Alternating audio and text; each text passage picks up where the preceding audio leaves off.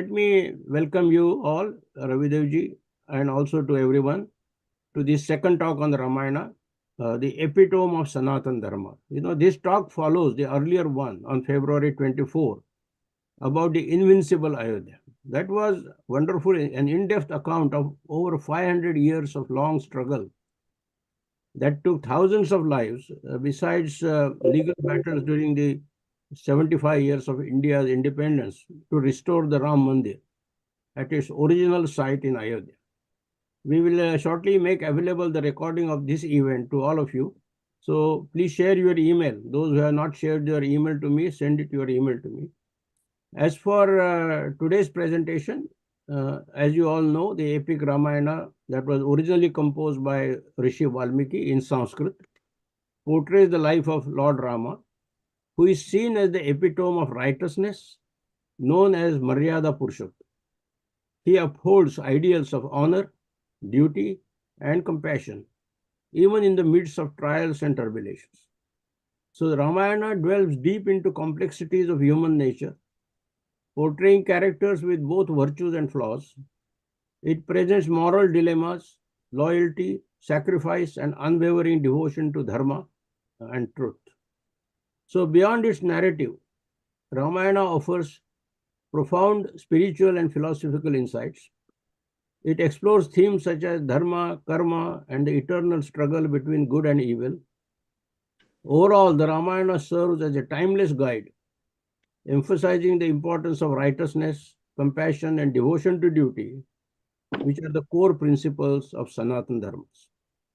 It is our privilege to have Sri Guptaji, Ravidev Guptaji, here to speak on Ramayana, which is one of the foundational documents that has sustained Sanatan Dharma for thousands of years, and even today.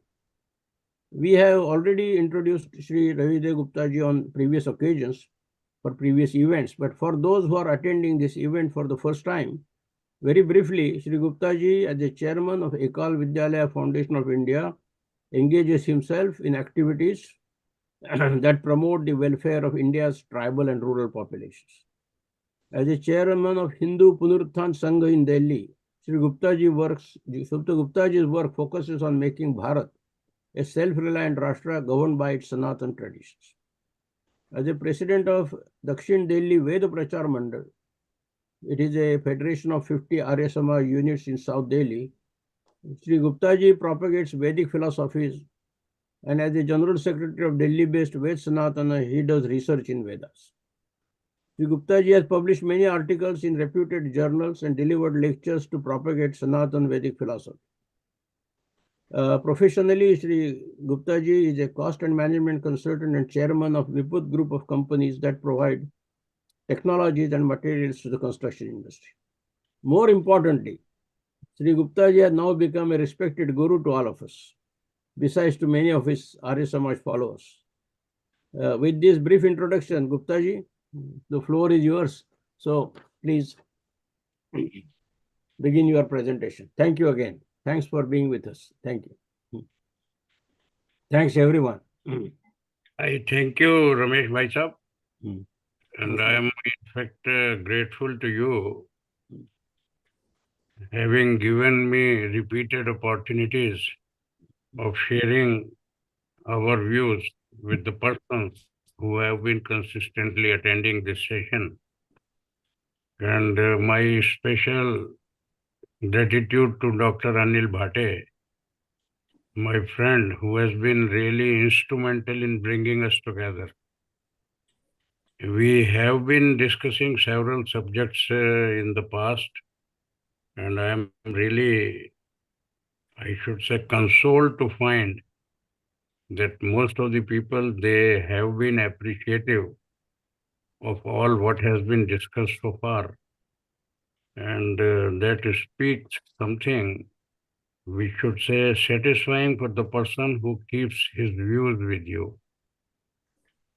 And since we have a sense of oneness together, so we have been exploring certain other aspects of religion, which in fact is truly called dharma, because religion is a poor translation of dharma.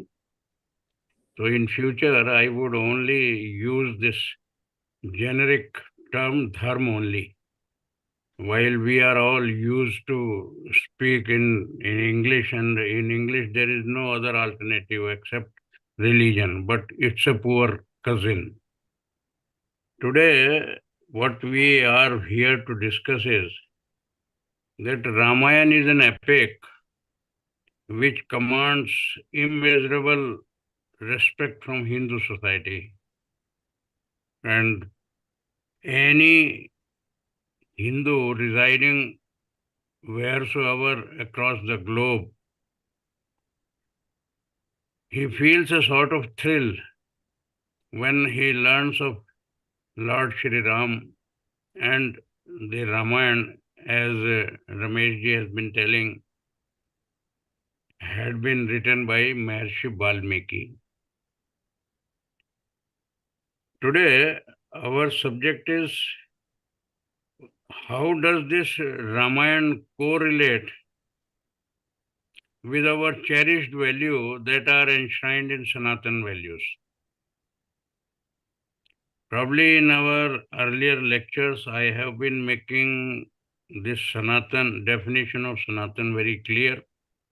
And today too, we will be only referring to the applied terminology and applied definitions, which may ultimately bring us to certain conclusion that how we can call Ramayana the epitome of Sanatan.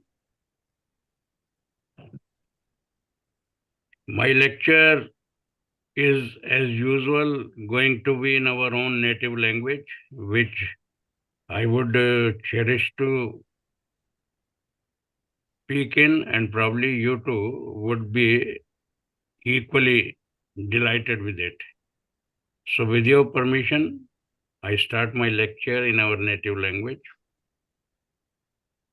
बंधुओं, जब हम सनातन की बात करते हैं तो सबसे पहले एक बार हमको ये फिर से ध्यान करना होगा, स्मरण करना होगा कि सनातन कहते किसको हैं। मैंने पिछली बार भी बताया था और आज भी मैं उसी बात को रिपीट कर रहा हूँ। एक हमारे यहाँ बहुत बड़ा भ्रम हो गया है पूरे हिंदू समाज में कि जो लोग साकार की पूजा करते हैं उसको सनातन बोलते हैं, और जो साकार की पूजा नहीं करते हैं उनको सनातन तो नहीं बोलते, कुछ भी बोलते हैं। तो निराकार की पूजा करने वाला हिंदू समाज में बहुत बड़ा वर्ग है। जितने कबीरपंथी हैं वो निराकार की पूजा करते हैं, जितना सिख समाज है वो निराकार की पूजा करता है, और विशेष करके आर्य समाज जो महर्षि स्वामी दयानंद ने 1875 में स्थापित किया था, वो तो इस निराकार का बहुत बड़ा प्रोपोनेंट है। तो हमारे यहाँ सबसे पहले तो ये भ्रम हम सबको स्पष्ट होना चाहिए, जितने भी श्रोता मेरे सुन रहे हैं, कि सनातन का अर्थ साकार की पूजा करना, जिसको हम मूर्ति पूजा कहते हैं, ये नहीं। सनातन का अर्थ वो है जो कि इनकन्वर्टेबल हो और जो फ्रॉम टाइम्स इममेमोरियल ईश्वर ने कभी मनुष्य जाति के लिए स्थापित किया हो, और जो सर्वव्यापक परमात्मा है उसी की सत्ता है, वो सनातन है। सनातन का मतलब यह है कि जो ना कभी नया हो ना कभी पुराना हो। जो नूतन नहीं होगा वो पुरातन भी नहीं हो सकता। नूतन का मतलब है कोई चीज टाइम में जो अभी नजदीक में हुई हो, जिसको हम रिसेंट बोलते हैं। अगर रिसेंट होगा तो वो पास्ट भी होगा, पर सनातन वो है जो ना रिसेंट है ना पास्ट है, वो तो एवरलास्टिंग है, और जब से ये सृष्टि बनी है तभी से चल रहा है। तो इसके लिए मैंने पिछली बार भी बताया था, अथर्ववेद में एक बड़ा सुंदर छोटा सा मंत्र है, सनातनम एनम आहु उत अद्य स्यात् पुनर्नवे। अर्थ ये है इसका कि जो नित्य नूतन होता जाए उसी को विद्वान लोग सनातन कहते हैं। नित्य नूतन का सबसे पहला एक छोटा सा उदाहरण मैं बताता हूँ। हम सूर्य को आकाश में रोज देखते हैं, रोज सुबह उदय होते हैं, रोज शाम को अस्त होते हैं। अगले दिन जब वो फिर प्रातःकाल दोबारा उदय होते हैं तो फिर हमको नया लगता है। तो क्या सूर्य कोई नया ऐड हो गया है? सूर्य तो वही है, केवल वो हमारे सामने एक बार दोबारा प्रकट हुआ है। तो जिस प्रकार से सूर्य दिन में और चंद्रमा रात्रि में, ये दोनों रोज नित्य नूतन स्वरूप में हमारे सामने प्रकट होते हैं, लेकिन वास्तव में सनातन होते हैं। इसी प्रकार से सनातन वही है जो नित्य नूतन तो होता जाए लेकिन पुराना कभी नहीं होता, वो इसलिए सनातन होता है। और ये सनातन जो है एक प्रकार का एडजेक्टिव है। ये सनातन अपने आप में कंप्लीट नहीं है, ये तो एक विशेषण है। आप किस चीज के साथ जोड़ेंगे? सनातन धर्म है, सनातन मान्यता हो सकती है। सनातन हमारी प्रकृति में तीन सत्ताएं हैं, जिसको हम चेतन सत्ता और जड़ सत्ता बोलते हैं। और चेतन सत्ता के दो रूप हैं, एक परमात्मा है, एक जीवात्मा है। और तीसरा जो जड़ स्वरूप है वो प्रकृति है, उसमें सारे पांच के पांच जो फाइव फंडामेंटल बेसिक एलिमेंट्स हैं वो सभी आते हैं। तो ये सभी भी सनातन है। इसका मतलब क्या हुआ कि सनातन तो सत्ताएं हैं, सनातन ही हमारे मूल्य हैं, सनातन ही हमारी वैल्यूज हैं, सनातन ही हमारे बिलीफ या जिनको हम बोलते हैं हमारे विश्वास हैं, हमारी आस्था है। और सनातन ही कुल मिला के अगर एक क्यूमुलेटिव टर्म बोलें तो सनातन हमारा धर्म है। तो इसीलिए सनातन को साकार के साथ जोड़ना ये एक प्रकार की बहुत बड़ी भ्रांति है, जिसके लिए मैं फिर विनम्रता से बहुत आग्रह पूर्वक सभी से कह रहा हूं कि अपने इस नैरेटिव को हम लोगों को जरूर करेक्ट करना है। अब ये जो सनातन है इसके बारे में एक बात बड़ी विशेष आती है। एक हमारे यहाँ मंत्र आता है, पूर्णमदः पूर्णमिदं पूर्णात् पूर्णमुदच्यते। इसका अर्थ क्या है कि जो ये संपूर्ण सृष्टि परमात्मा की बनाई हुई है ये अपने आप में पूर्ण है। पूर्ण इदम, इदम का मतलब है ये है दिस, ये पूर्ण अपने आप में है। और पूर्णम इदम, इसी में से जो कुछ भी बनता है वो भी स्वयं में पूर्ण होता है। हम जीवात्माएं हैं, प्रकृति के शरीर के साथ जुड़ के एक प्रकार से चेतन प्राणी कहलाते हैं। तो हम भी अपने आप में एक कंप्लीट, एक समझिए कि पूरी की पूरी एक इकाई होते हैं। और हर व्यक्ति चूंकि हम में से मोबाइल है, हर एक का चेहरा अलग है, हर एक का स्वभाव जो है वो अपना अपना है। तो हम क्या हैं? अपने आप में हर व्यक्ति यूनिक है। तो क्या हुआ? पूर्ण वो था परमात्मा, और उस पूर्ण में से जीवात्मा शरीर लेके उत्पन्न हुई है, हम भी पूर्ण है। पूर्णात पूर्णम उदच्यते, जो कुछ भी अंत में अगर ये पूर्ण जो है वापिस उसी पूर्ण में चला जाता है और फिर उस पूर्ण में जाके उस पूर्ण का ही अंग बन जाता है। पुनर्जन्म के माध्यम से पुनः उसी पूर्ण से फिर एक पूर्ण स्वरूप धारण करके एक प्राणी जगत में फिर आ जाता है। तो एक ऐसी सत्ता जो स्वयं पूर्ण है, उसमें से लिया हुआ कोई अंश जो निकलता है वो भी पूर्ण है, वापस विलीन हो जाए वो भी पूर्ण है, उसको हम सनातन बोलते हैं। जो इसके अतिरिक्त है वो अपूर्ण ही अपूर्ण है, जो अपूर्ण है वो सनातन नहीं हो सकता। अपूर्ण का मतलब है इम्परफेक्ट, जो कंप्लीट नहीं है अपने आप में, जिसके अंदर कोई ना कोई डेफिशिएंसी है। तो जिसमें वो डेफिशिएंसी है वो सनातन नहीं हो सकता। तो पहली बात हमको यही समझ में आई कि सनातन वो है जो ईश्वर ने बनाया, सनातन वो है जो कभी भी पुराना नहीं होता है, सनातन वो है जो अपने आप में पूर्ण होता है, और सनातन वो है जो कभी भी समाप्त नहीं होता है। इसलिए ये कहा जाता है कि प्रकृति को ऐसा बनाया है ईश्वर ने, ये फाइव फंडामेंटल जो बेसिक एलिमेंट्स हैं, they can never be destroyed. हम उनका ज्यादा से ज्यादा शक्ल बदल सकते हैं, रूप परिवर्तन कर सकते हैं।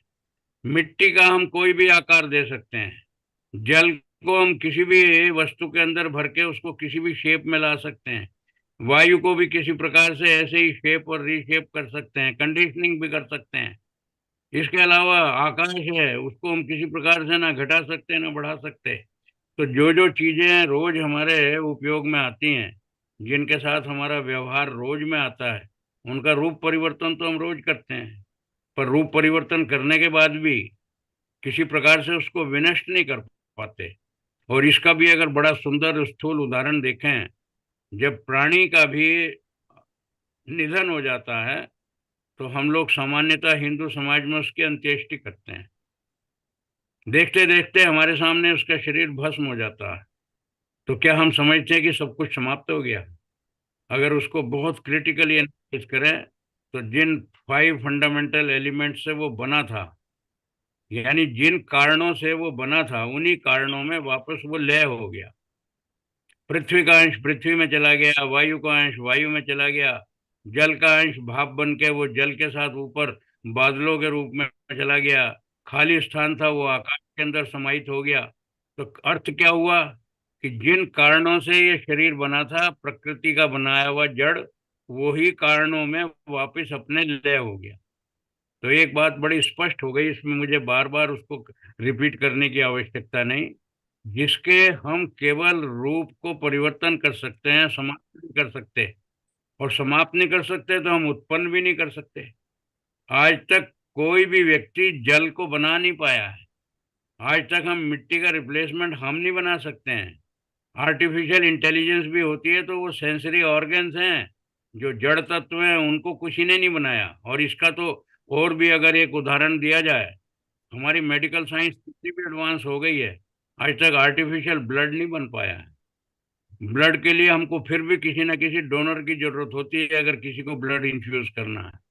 इसका मतलब यह है कि हम स्वयं में जीवात्माएं तो अपूर्ण है, लेकिन परमात्मा ही केवल एकमात्र ऐसी सत्ता है, ऐसी शक्ति है जो स्वयं में पूर्ण है।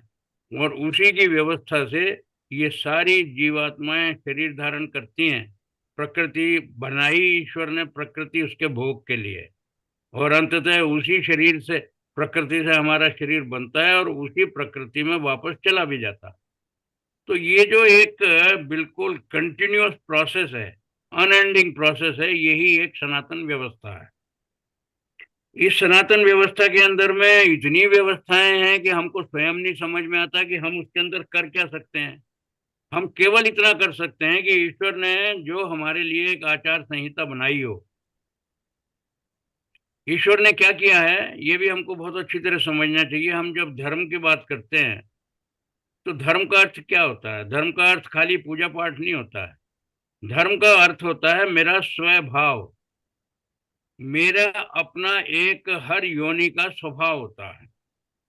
जैसे मैं मनुष्य योनि में हूं, तो मैं स्वभाव से हिंसक नहीं होता हूँ, नॉन वायलेंट होता हूँ, शांति प्रिय होता हूँ। इसके अतिरिक्त ऐसी योनियां हैं, शेर की योनि है,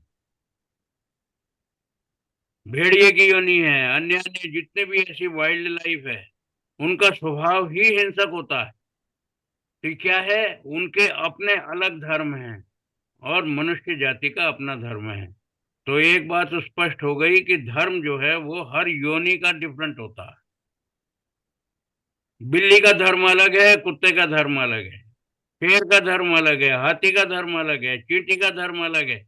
और हम सारे के सारे मनुष्य हैं, तो सारे मनुष्यों का अलग धर्म है। तो एक बात इसी के अंदर में से निकल के स्पष्ट हमको निष्कर्ष मिलता है कि दुनिया के अंदर जितने भी मनुष्य हैं, वो सब एक जाति के हैं। और एक जाति के हैं इसलिए ईश्वर की व्यवस्था से उन सबका धर्म भी एक ही होता है। ये तो हम लोगों ने बाद में उसको बांट दिया है। हम कोई ईसाई बन गए हैं, हम ही कोई मुसलमान बन गए हैं, हम कोई यहूदी बन गए हैं, कोई हम में से हिंदू बन गया है, कोई कुछ और बन गया है। हिंदुओं में से भी सब बहुत सारे डिवीजन हो गए। तो ये किसने बनाया है? ये मनुष्यों ने स्वयं को अपने आप में बांटा। किस कारण से बांटा है? कि हमारा अपना अपना एक अलग मत है। मत का मतलब मेरी राय, मेरी ओपिनियन। और जब आपकी ओपिनियन मेरे से डिफरेंट होगी, तो इसका मतलब क्या हुआ कि मत नहीं रह गया, मतांतर हो गया। मतांतर का मतलब दो मतों के बीच में आया हुआ अंतर। और जैसे जैसे अंतर बढ़ता जाता है, ऐसे ही ऐसे मत जो है वो बढ़ते जाते हैं। तो आज दुनिया के अंदर जो सारा का सारा उपद्रव, सारी की सारी अशांति है, वो केवल किस कारण से है? कि जो ईश्वर का बनाया हुआ धर्म था, उसको छोड़ के हम लोगों ने इतने अपने मत बना लिए हैं कि उन मतांतरों के कारण हर व्यक्ति एक दूसरे के साथ में जुड़ाव महसूस करने के बजाय एक शत्रुता का भाव रखता है। हम सब लोग वर्गों में बट गए हैं, और वर्ग बटते हैं तो वर्ग एक दूसरे के साथ को एग्जिस्टेंस की बात नहीं करते हैं, वो ये बात करते हैं। उसमें केवल एक हिंदू समाज जो है वो समझ लीजिए एक हमारी ये अपवाद है। लेकिन बाकी तो बहुत से ऐसे हमारे मत हैं जो दूसरे को समाप्त करने में उसको जीने का अधिकार भी देना नहीं चाहते हैं। Either you come to my belief, either my way और हाईवे। जो इस तरह के धर्म है तो आप मान के चलिए कि वो धर्म भी नहीं है, वो तो केवल अधर्म है।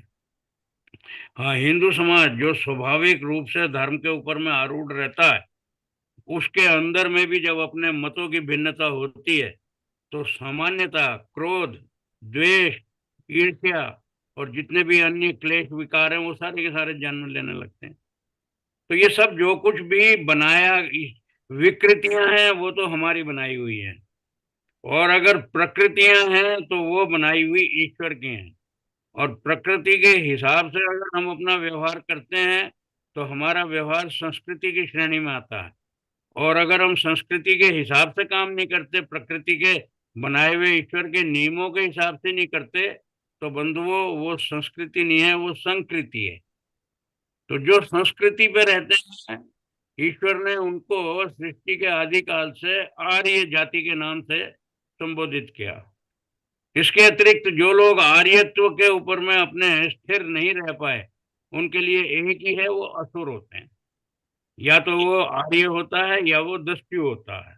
दस्यु वैसे तो डेकॉयट को बोलते हैं, लेकिन प्रश्न ये है कि जो समाज के कल्याण का नहीं, समाज के विनाश की बात करता है। तो आज हम जो रामायण की बात कर रहे हैं, इस रामायण के परिप्रेक्ष्य में हम देखें कि सनातन का हमने इसको बोला है एपिटोम। एपिटोम का मतलब क्या है? फाइनेस्ट एग्जाम्पल, एक प्रकार से उसका एम्बॉडीमेंट। अब सनातन की जो वैल्यूज हैं उनको हम थोड़ा सा डिफाइन करें तो हम लोग ये जानते हैं कि सनातन धर्म के 10 लक्षण बताए गए हैं। ये लक्षणों की भी मैं पहले चर्चा कर चुका हूँ, पर आज ये लक्षण मैं सिर्फ इसलिए रिपीट कर रहा हूँ कि इन लक्षणों के आधार पर हम रामायण को कोरिलेट करेंगे। और जब रामायण को लक्षणों के आधार पर कोरिलेट करेंगे तो अंततः जिस निष्कर्ष पे आप और मैं पहुंचने वाले हैं वो वही निष्कर्ष होगा कि Ramayan is the epitome of Sanatan. तो मैंने आपसे पहले निवेदन किया कि ईश्वर ने जो हमारे लिए कोड ऑफ कंडक्ट धर्म के रूप में बनाया, उसको तो ऋषियों के माध्यम से ईश्वर ने मनुष्यों के लिए प्रकाशित कर दिया, और उसको ग्रंथ को कहा गया है श्रुति। और श्रुति का मतलब होता है जो मुंह से बोला जाता है, दूसरा व्यक्ति सुनता है। मेरे ये जो कान है ये श्रवण करते हैं, जो ये सुनते हैं वो श्रुति होती है। और जब मैं किसी को कोई चीज डिक्टेट करता हूँ और वो डिक्टेट करके वो व्यक्ति लिखता है दूसरा, तो उसको हम बोलते हैं श्रुति लेख। तो हमारे वेदों को श्रुति क्यों कहते हैं? क्योंकि वेदों को बहुत सालों तक, पीढ़ियों तक लोगों ने केवल ओरली, एक ने बोला, दूसरे ने सुन के याद किया, फिर उसने अगली पीढ़ी को सुनाया, उस तीसरी पीढ़ी ने याद किया। तो ऐसे कितनी पीढ़ियों तक, हजारों सालों तक ये वेद जो है ये श्रुति के रूप में ओरल ही ट्रांसफर होते रहे। बाद में ये स्थिति आई कि उनको एक बार ग्रंथ का आकार दिया गया, और जिन सज्जन ने भी ये आकार दिया उनको हम व्यास की श्रेणी में लाते हैं। उनको कहते हैं कि महर्षि व्यास ने वेदों को आकार दिया, उनको संहिता बनाई। संहिता का मतलब है उनका कंपाइलेशन। तो जो श्रुति थी, उस श्रुति को जब लिखित आकार दिया तो महर्षि व्यास की संज्ञा उनको देते हैं जिन्होंने उसको लिखा। इसी प्रकार से जिन्होंने कभी बाद में महाभारत लिखी उनको भी हम व्यास की संज्ञा देते हैं। एक रामायण अपवाद है, जिन्होंने रामायण लिखी है उनको हम व्यास नहीं, उनको महर्षि वाल्मीकि के नाम से जानते हैं। तो व्यास भी बंधुओं किसी व्यक्ति का नाम नहीं है, ये तो एक डेजिग्नेशन है जो किसी भी चीज को लिखता है। जैसे कोर्ट के अंदर अगर हम जाते हैं तो वहां पे एक राइटर होता है, डीड राइटर। वो डीड राइटर जो है वो एक्चुअली हमारे संस्कृत भाषा में एक प्रकार व्यास है। और व्यास का मतलब जो लिखित आकार देता है, आप बोलते जाते हैं वो लिखता जाता है। तो ये छोटी छोटी चीजें जो बेसिक टर्मिनोलॉजी हैं, एक मैंने इसका आपको परिभाषाएं बताने का प्रयास किया। अब मेरा ये बताना है आपको कि जो ये वेद हैं ये एक प्रकार से कोड ऑफ कंडक्ट हैं।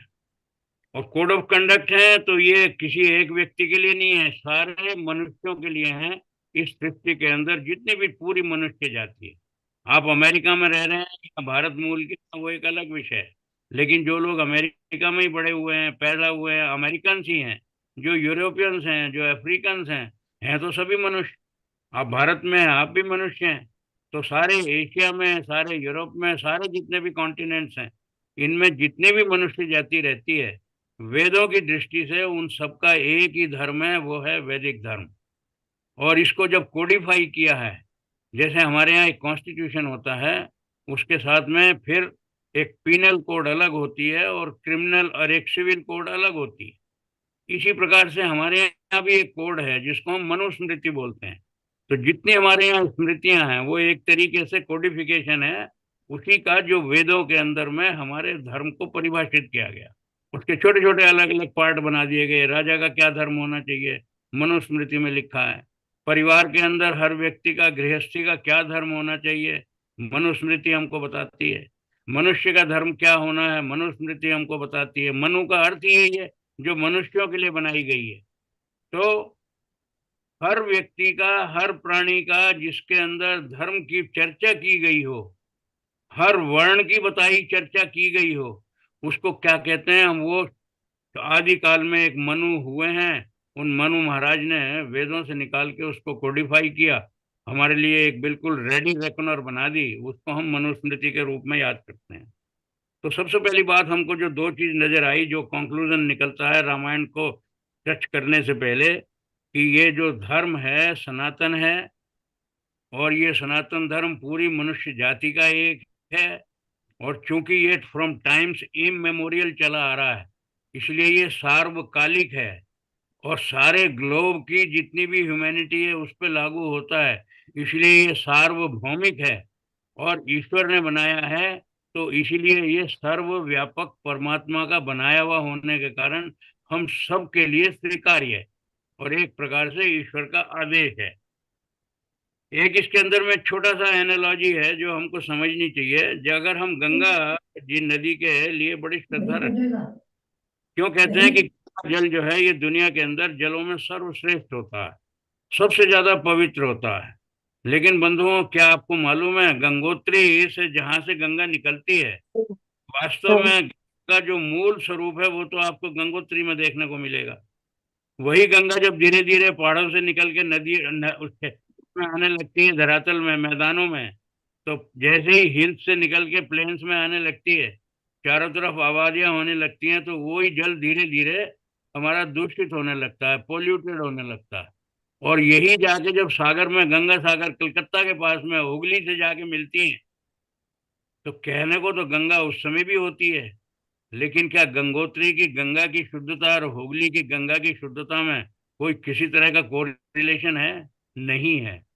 तो क्या है, सनातन जो गंगा की धारा थी वो अपने शुद्ध स्वरूप में तो केवल वहीं मिली है जहाँ पे उसका ओरिजिन है और जहाँ पे उसका आउटलेट है, और जहाँ जाके वापस सागर में इसीलिए मिली है क्योंकि ईश्वर ने उसको सागर में मिला के फिर से रिसाइकिल करना है।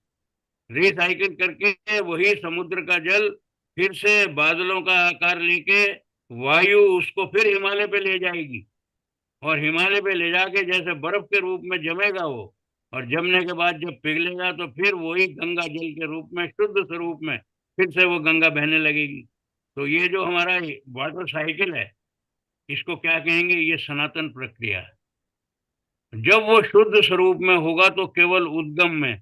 इसलिए बंधुओं, अगर सनातन धर्म को खोजना है तो आपको उसके उद्गम स्थल पे, ओरिजिन पे जाना होगा, जो अनडिबेटेडली, बिना किसी जिद और बहस के, वो केवल और केवल आपको वेदों में मिलेगी, और वेदों के माध्यम से उसके उपनिषदों में मिलेगी, दर्शन शास्त्रों में मिलेगी, उसकी स्मृतियों में मिलेगी, अन्य अन्य जितने भी वैदिक ग्रंथ हैं उनमें मिलेगी।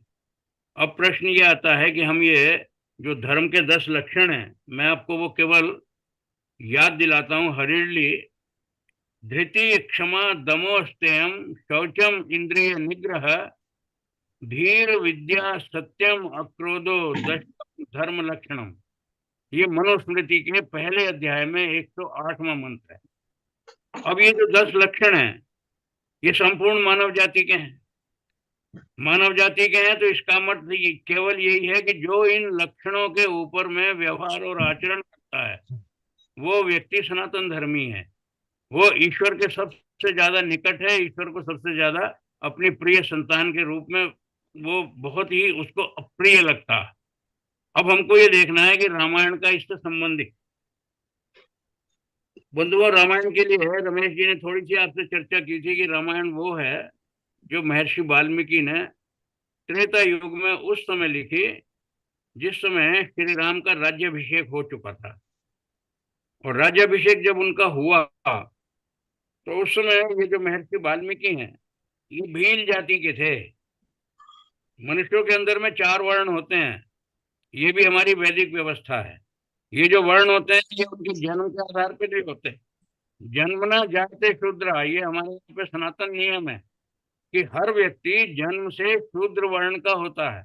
आप और मैं जितने भी लोग, जब हमारा जन्म हुआ था, हो सकता है हम ब्राह्मण कुल में जन्म लिया हो, हमने वैश्य कुल में लिया हो, हमने क्षत्रिय कुल में लिया हो, या हमने शूद्र कुल में लिया हो, किसी में भी लिया हो, लेकिन जिस समय हमने जन्म लिया, माता पिता हमारे किसी भी वर्ण के रहे होंगे, लेकिन उस समय हम चूंकि बिल्कुल क्लीन प्लेट के रूप में पैदा हुए हैं, उस समय तक हमारा कोई कर्म नहीं हुआ है, उस समय तक हमारा किसी तरह का ऐसा वो नहीं है जिसके लिए कर्म फल की व्यवस्था से हम बाध्य हों। तो इसलिए वेदों में लिखा है कि जन्मना जायते शूद्रा, जन्म से हर व्यक्ति शूद्र के रूप में जन्म लेता है। अब यहाँ पर एक बात समझिए कि सबको बहुत इस पे बड़ा भ्रम है। 2 शब्द होते हैं संस्कृत में, एक शूद्र होता है, एक शूद्र होता है। शूद्र का मतलब श के ऊपर में बड़े ऊ की मात्रा, और एक होता है क्षुद्र। क्षुद्र का मतलब होता है ट्रिफल। जो आदमी इनसिग्निफिकेंट हो उसको हम क्षुद्र बोलते हैं। बहुत कोई छोटी ऊंची बात कहता हो तो कहते हैं बड़ी क्षुद्र सोच का है, और अगर आदमी बड़ी बात करता है तो कहते हैं कि बड़ा इसका उदार हृदय है। तो या तो हम उदार होते हैं या हम क्षुद्र होते हैं। क्षुद्र का मतलब बहुत निम्न उसके होते हैं, कोटि के। इसलिए शूद्र का अर्थ निम्न कोटि नहीं होता है। शूद्र का मतलब होता है क्लीन स्लेट, कोरा कागज। और जब व्यक्ति जन्म लेता है, कोरा कागज तो स्वाभाविक है वो होता है। माँ के उसने उधर से जन्म लिया है, इसलिए उसका एक बार जन्म हुआ, उसको हम बोलते हैं एकज, एक बार जन्म हुआ। लेकिन जैसे जैसे मनुष्य का शिशु बढ़ता है तो पहली आवश्यकता क्या है कि मनुष्य है वो मननशील है। वो अन्य प्राणियों की तरह भोगने के लिए नहीं आया है अपने कर्म फल को। वो मनुष्य कर्म योनि में आया है, और कर्म योनि में आके उसने आगे कर्म करने की स्वतंत्रता भी ईश्वर से प्राप्त कर ली है। तो स्वतंत्रता का सदुपयोग करने के लिए उसको बुद्धि भगवान ने दी है। लेकिन उस बुद्धि का विकास कैसे होगा? वो शिक्षा के माध्यम से होगा। तो शिक्षा कौन सी होगी? शिक्षा वो होगी जो वेद के आधारित होगी, क्योंकि वेद तो संपूर्ण शिक्षाओं का और संपूर्ण जितने भी वो हैं विद्याएं, उन सब का पुस्तक है। तो जितनी भी विद्याएं हो सकती हैं, जिसको आज हमने 50 तरह के उसमें स्ट्रीम्स में बांटा हुआ है, अगर देखा जाए तो उन सब का ओरिजिन जो है, उनकी गंगोत्री, वो केवल और केवल वेद हैं, जिनको हमने 4 हिस्सों में बांट दिया। और उन हिस्सों में बांट के हमने उसके अंदर में एक बहुत बड़ा, मैंने पहले भी शायद एक बार बताया था, लेकिन मैं दोबारा केवल हरीडली बता देता हूँ कि हमारे यहाँ पे 4 जो वेदों की चर्चा की गई है, उन वेदों के जो भाग किए गए हैं उसके पीछे केवल एक ही है, ऋग्वेद है। तो वो सृष्टि की उत्पत्ति का सारा वर्णन बताता है। इसके अतिरिक्त जो अन्य वेद हैं, उन वेदों के अंदर में बड़ा स्पष्ट ये बताया गया कि कौन कौन सी विद्या किस वेद के अंदर है। तो हमने अथर्ववेद के अंदर में सारा विज्ञान है, यजुर्वेद के अंदर सारा कर्म कांड है, और सामवेद के अंदर में सारी संगीत विद्या है। तो जितनी भी साइंसेज हमारे यहाँ पर प्रेवलेंट हैं, जिनका बाद में बहुत विकास हुआ है, उन सब का अगर कहीं से भी बीज स्वरूप में मिलता है तो वो वेदों के अथर्ववेद में मिलता है। तो जिन चीजों को हम वेदों से लेते हैं, उन वेदों की विद्या जब प्राप्त करनी है तो उसके लिए क्या करना होगा? किसी ना किसी गुरु की शरण में जाना होगा। और हमारे यहाँ पहले भारतीय संस्कृति में गुरुकुलों की व्यवस्था थी। हर व्यक्ति को मैंडेटरी अपने बच्चों को 8 साल की आयु के बाद, ये हमारी वैदिक मान्यता थी, हमारी सनातन परंपरा थी कि बच्चों को 8 वर्ष की आयु के बाद में गुरुकुल में निश्चित रूप से, बच्चों का मतलब वो बेटा है या बेटी है, इसका कोई भेद नहीं है, इसलिए वो गुरुकुल में गुरु के पास भर्ती किए जाते थे। और भारतवर्ष का तो इतिहास है कि जितने हमारे पास गांव थे यहाँ पे, लगभग 5 लाख गांव थे जब अंग्रेज आए थे। और हर गांव के अंदर में एक गुरुकुल होता था। मेरा ये बताने का भाव क्या है कि जिस समय गुरु के यहाँ पे उसको भर्ती करते थे तो गुरु उसका एक उपनयन संस्कार करता था। उपनयन कहते हैं जनेऊ को, जिसको हम ये बोलते हैं जो यज्ञोपवीत। तो जब वो उपनयन संस्कार करता था तो एक प्रकार से वो उपनयन संस्कार ऐसा था जैसे माँ के गर्भ में आया हुआ शिशु माँ के अंदर की जो एक भ्रूण नाल होती है उसके साथ जुड़ा हुआ होता है। जो फिटस है वो जुड़ा हुआ होता है उसकी कॉर्ड से, और वो कॉर्ड जो है उसके अंदर में तीन वो होती हैं अंदर वेन। इसी प्रकार से हमारे इस जनेऊ के अंदर में भी तीन धागे होते हैं। इसको उपनयन कहते हैं। उपनयन का मतलब यह है कि नयन का मतलब देखना, और उपनयन का मतलब देखने की दृष्टि देने का एक एड देना। जैसे मैंने चश्मा लगाया हुआ है, बिना चश्मे के मैं नहीं देख पाता, चश्मा लगा के मैं देख लेता हूँ। तो मेरे नयन तो देखते हैं, लेकिन उसकी सहायता करने के लिए मैंने जो चश्मा लगाया इसको उपनयन कहेंगे, क्योंकि इसके बिना मेरे नयन काम नहीं करते हैं। तो हर व्यक्ति को जब हम कोई उसके लिए विजुअल एड प्रोवाइड करते हैं तो वो क्या होता है, उसका उपनयन होता है। तो गुरु ने उसको उपनयन धारण करके उसका शिक्षा का आरंभ संस्कार कर दिया, जिसको वेदारंभ संस्कार कहते हैं। और उसके बाद में जैसे गुरुकुल में जब तक वो पढ़ा, पूरी शिक्षा प्राप्त की, जिस दिन उसको वहां से हुआ कि अब तुम्हारा ये कंप्लीट हो गया, पढ़ाई पूरी हो गई, तो आजकल के मॉडर्न लैंग्वेज में हम उसको कन्वोकेशन बोलते हैं। कन्वोकेशन का मतलब यह है कि उस दिन उनका लास्ट एक फिनाले होता है, जिसको हम दीक्षांत भाषण बोलते हैं। संस्कृत में हमारे वेदों में उसको समावर्तन संस्कार कहते हैं। वो समावर्तन संस्कार ऐसा होता है कि जिस गुरु ने अपने गर्भ में लिया था, आज वो गुरु उसको दूसरा जन्म देके सृष्टि के अंदर में वापस अपने माता पिता के पास गृहस्थ में भेज रहा है। तो ये क्या है, ये उसका दूसरा जन्म है। दूसरा जन्म है तो क्या कहलाता है, द्विज। हम लोग क्या कहते हैं, द्विज का अर्थ ब्राह्मण मानते हैं। अरे बंधुओं, जो जो भी व्यक्ति गुरु के पास गया है, जब उसने दोबारा सारा शिक्षा प्राप्त करके पुनः जन्म लिया है, माँ का गर्भ से जन्म लिया तो एकज था, एक जन्म हुआ है। और जैसे ही गुरु ने उसको दोबारा जन्म दे दिया, वो द्विज हो गया है। तो द्विज कौन होते थे, जिन्होंने सब प्रकार की शिक्षाओं को वहां पे ग्रहण किया। अब इन शिक्षाओं के प्रकार हैं। उसका पढ़ने पढ़ाने के अंदर में लिटरेरी टेस्ट था तो वो ब्राह्मण बन के निकला है। उसका कार्य जो है वो बहुत शक्तिशाली है, और उसके अंदर में कुछ करने की क्षमता है, बहुत ज्यादा एक्टिव है। वो क्या करता है, वो समाज के अंदर कोई भी व्यवस्था को बिगड़ने नहीं देगा। समाज के अंदर व्यवस्था को स्थापित करने की सामर्थ्य रखता है, युद्ध कौशल में जीत के आता है। और गुरुकुल में ये सब पढ़ के आया, वो क्षत्रिय कुल का कहलाएगा, क्षत्रिय वर्ण का। जिसको उसके अतिरिक्त कृषि के अंदर में, पशुपालन में, व्यापार में, इंडस्ट्री में, उद्योग में, इन सब चीजों में रुचि थी, गुरु ने उसी के हिसाब से उसको पढ़ाया। तो वो क्या वैश्य बन के आया। और जिसने किसी चीज में रुचि नहीं ली, वो कुछ पढ़ के नहीं आया, जैसे गया था वैसे वापिस आ गया, तो उसको क्या गया, वो शूद्र वर्ण है। उसका दूसरा जन्म नहीं हुआ, क्योंकि उसने उसके बाद में कुछ सीखा नहीं। तो जो व्यक्ति बाकी सब समाज के सहयोगी के रूप में काम करता है, वो शूद्र वर्ण का होता है।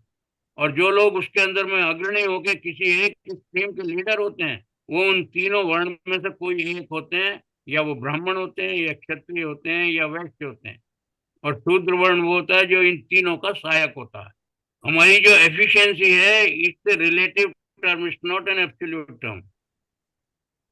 अगर हम किसी एक कंपनी के अंदर में या अपने ऑफिस में काफी सीनियर मैनेजर भी हैं, अगर मेरा पीएन नहीं आया है तो उस दिन उस मैनेजर की, या उसका असिस्टेंट नहीं आया तो उस मैनेजर की एफिशिएंसी उस दिन आधी हो जाती है। डॉक्टर का कंपाउंडर नहीं आया है, उसका डिस्पेंसिंग केमिस्ट नहीं आया है, तो डॉक्टर की एफिशिएंसी आधी हो जाती है। टीचर के लिए इसी तरह से उसके सहायक नहीं आए तो एफिशिएंसी जीरो हो जाती है। तो स्थिति क्या हुई, जो उनके सहायक हैं, जो उनके असिस्टेंट हैं, जो उनके सहयोगी हैं, जो सब प्रकार से उनको उनकी एफिशिएंसी रिगेन के अंदर हेल्प कर रहे हैं, वो शूद्र वर्ण के भले ही हो, लेकिन वो उतने ही इंपॉर्टेंट हैं जितने वर्ण के वो तीनों लोग हैं। अब इन चारों वर्णों की जो बात मैंने आपसे की है, तो चारों वर्णों के अपने अपने धर्म होते हैं। अब इन धर्म का जो कोरिलेशन है वो सीधा सीधा वो आप रामायण से देखिए। ये रामायण काल जो है, ये त्रेता युग में हुआ। उसके बाद में द्वापर हुई तो महाभारत काल हुआ। इन दोनों के अंतर में अंतर क्या है? रामायण के अंदर सनातन जो हमारे वैल्यूज थी उनको अपने आचरण में, व्यवहार में लोग लाते थे। तो क्या हुआ स्थिति उस समय? रामायण जैसी घटना हुई जहां भाई भाई के लिए अपने प्राण देने को तैयार रहता था। 14 वर्ष तक महाराज भरत ने कस्टोडियन के रूप में श्री राम के राज्य को केवल और केवल उसकी चौकीदारी की, कभी उसका अपने को स्वामी नहीं माना। क्या दुनिया में ऐसे उदाहरण कहीं मिलते हैं? और इसके विपरीत उदाहरण हमको महाभारत में क्या मिलता है? पहले तो भाई भाई के लिए प्राण देता था, और महाभारत में भाई भाई के प्राण लेने वाला है। वो उसका राज्य क्या, वो उसका जो स्वयं का राज्य है, उसका अधिकृत, जिसका वो लीगल एंटिटी है, उसकी लीगली जिसके लिए एंटाइटल्ड है, वो उसको भी देने को तैयार नहीं है। और जो दुर्योधन कह रहा है कि मैं सुई की नोक के बराबर भी भूमि देने को तैयार नहीं हूँ। ये क्या है? हमारी सनातन वैल्यूज का चरण है, डी जनरेशन ऑफ सनातनिक वैल्यूज। तो क्या हुआ? महाभारत हुई। महाभारत काल के अंदर क्या हुई? एक गीता आई।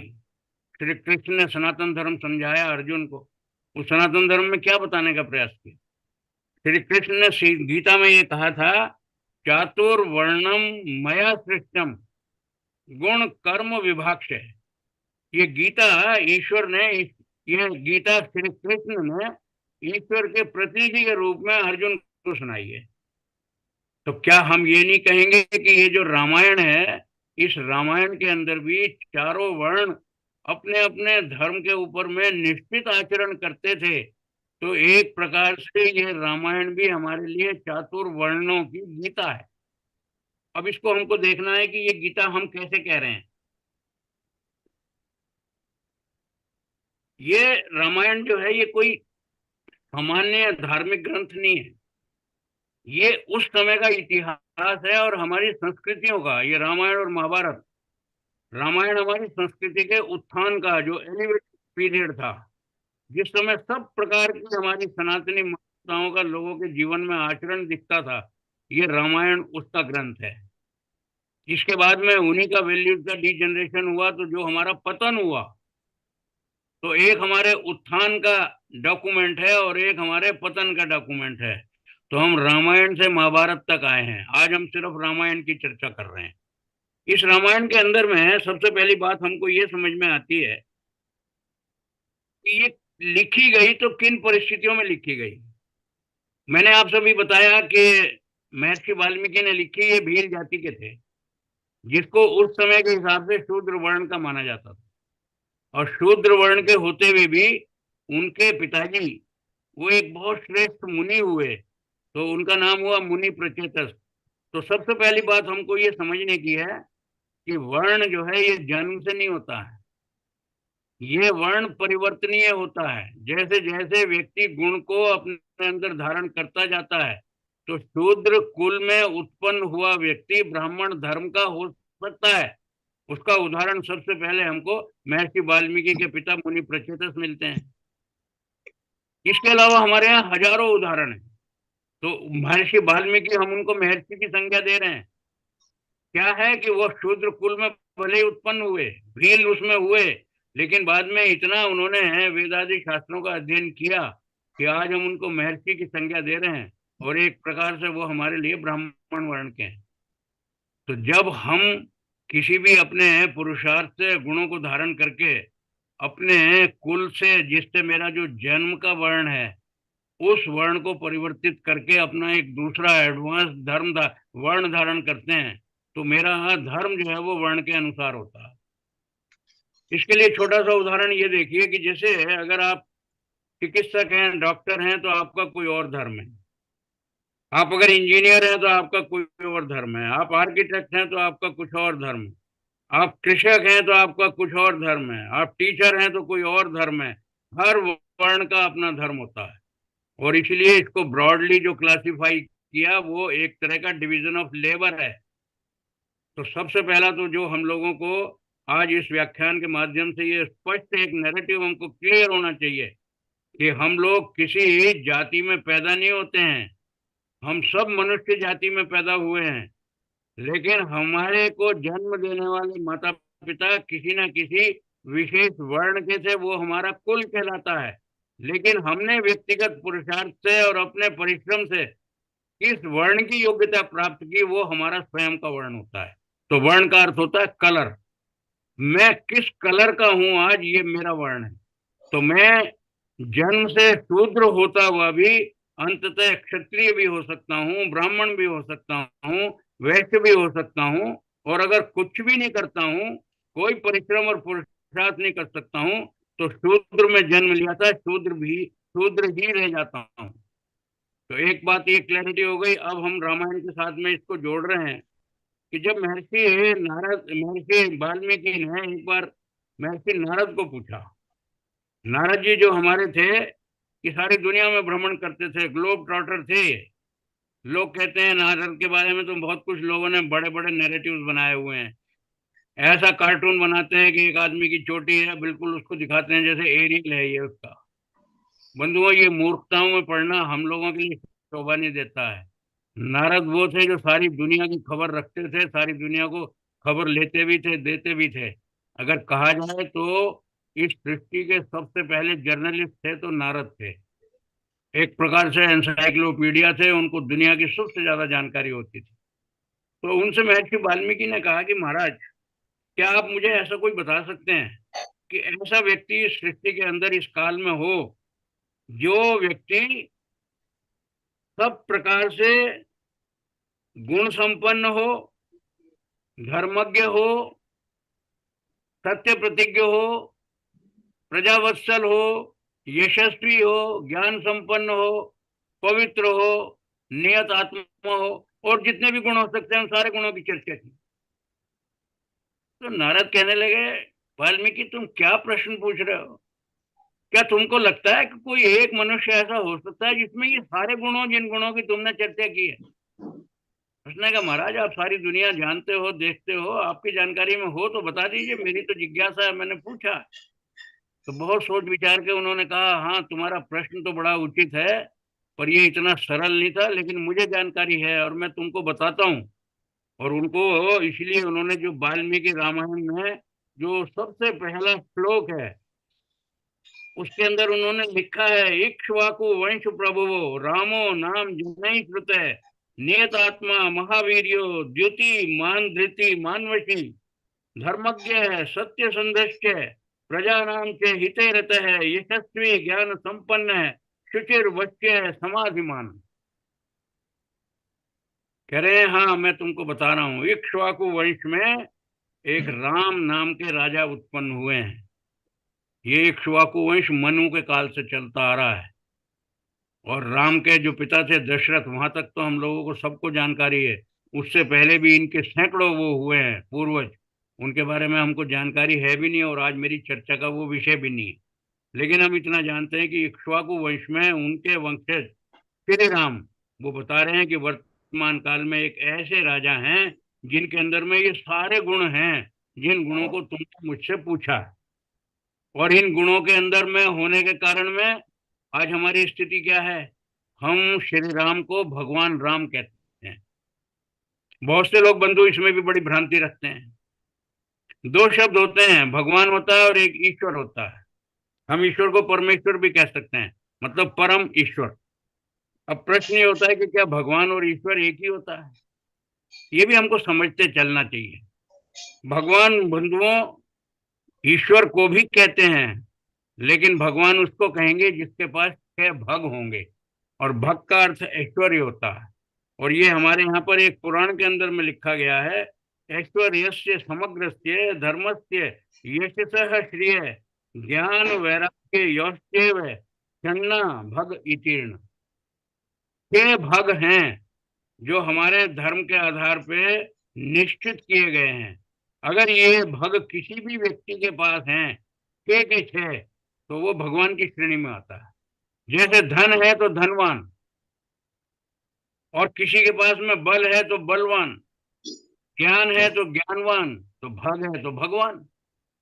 तो एक बात बड़ी स्पष्ट हमको होनी चाहिए, जब हम भगवान श्री राम कहते हैं तो इसका मतलब वो ईश्वर नहीं हो गए, और ईश्वर नहीं हो गए तो ईश्वर के अवतार तो स्वतः ही नहीं हो गए। पर वो भगवान इसलिए हैं कि वो मर्यादा पुरुषोत्तम है। पुरुषोत्तम का मतलब उनके जैसा, उनकी श्रेणी का इस सारी संपूर्ण सृष्टि के अंदर कोई अन्य पुरुष नहीं है। अगर है तो केवल वो पुरुष है जिसको हम परम पुरुष कहते हैं। तो किसी भी मनुष्य के अंदर अगर इस प्रकार के गुणों का हमको समावेश देखने को मिलता है तो हम उसको भगवान की श्रेणी में लाते हैं। पर इसका अर्थ वो ईश्वर नहीं हो गया। और यही गुण हमको श्री कृष्ण में द्वापर में दिखते हैं, इसलिए हम उनको भी भगवान कृष्ण कहते हैं। तो जितने मेरे श्रोता बंधु हैं, इस बात का नैरेटिव को अपने बिल्कुल क्लियर विजन हमारा होना चाहिए कि जब हम भगवान राम कह रहे हैं, मैं भी कह रहा हूँ, आप भी कह रहे हैं, मैं उनको ईश्वर और ईश्वर का अवतार नहीं कह रहा हूँ। मैं उनको एक मनुष्य कह रहा हूँ जो मर्यादा पुरुषोत्तम है, जिन्होंने मर्यादाओं की सारी सीमाओं का पालन अपने जीवन में किया।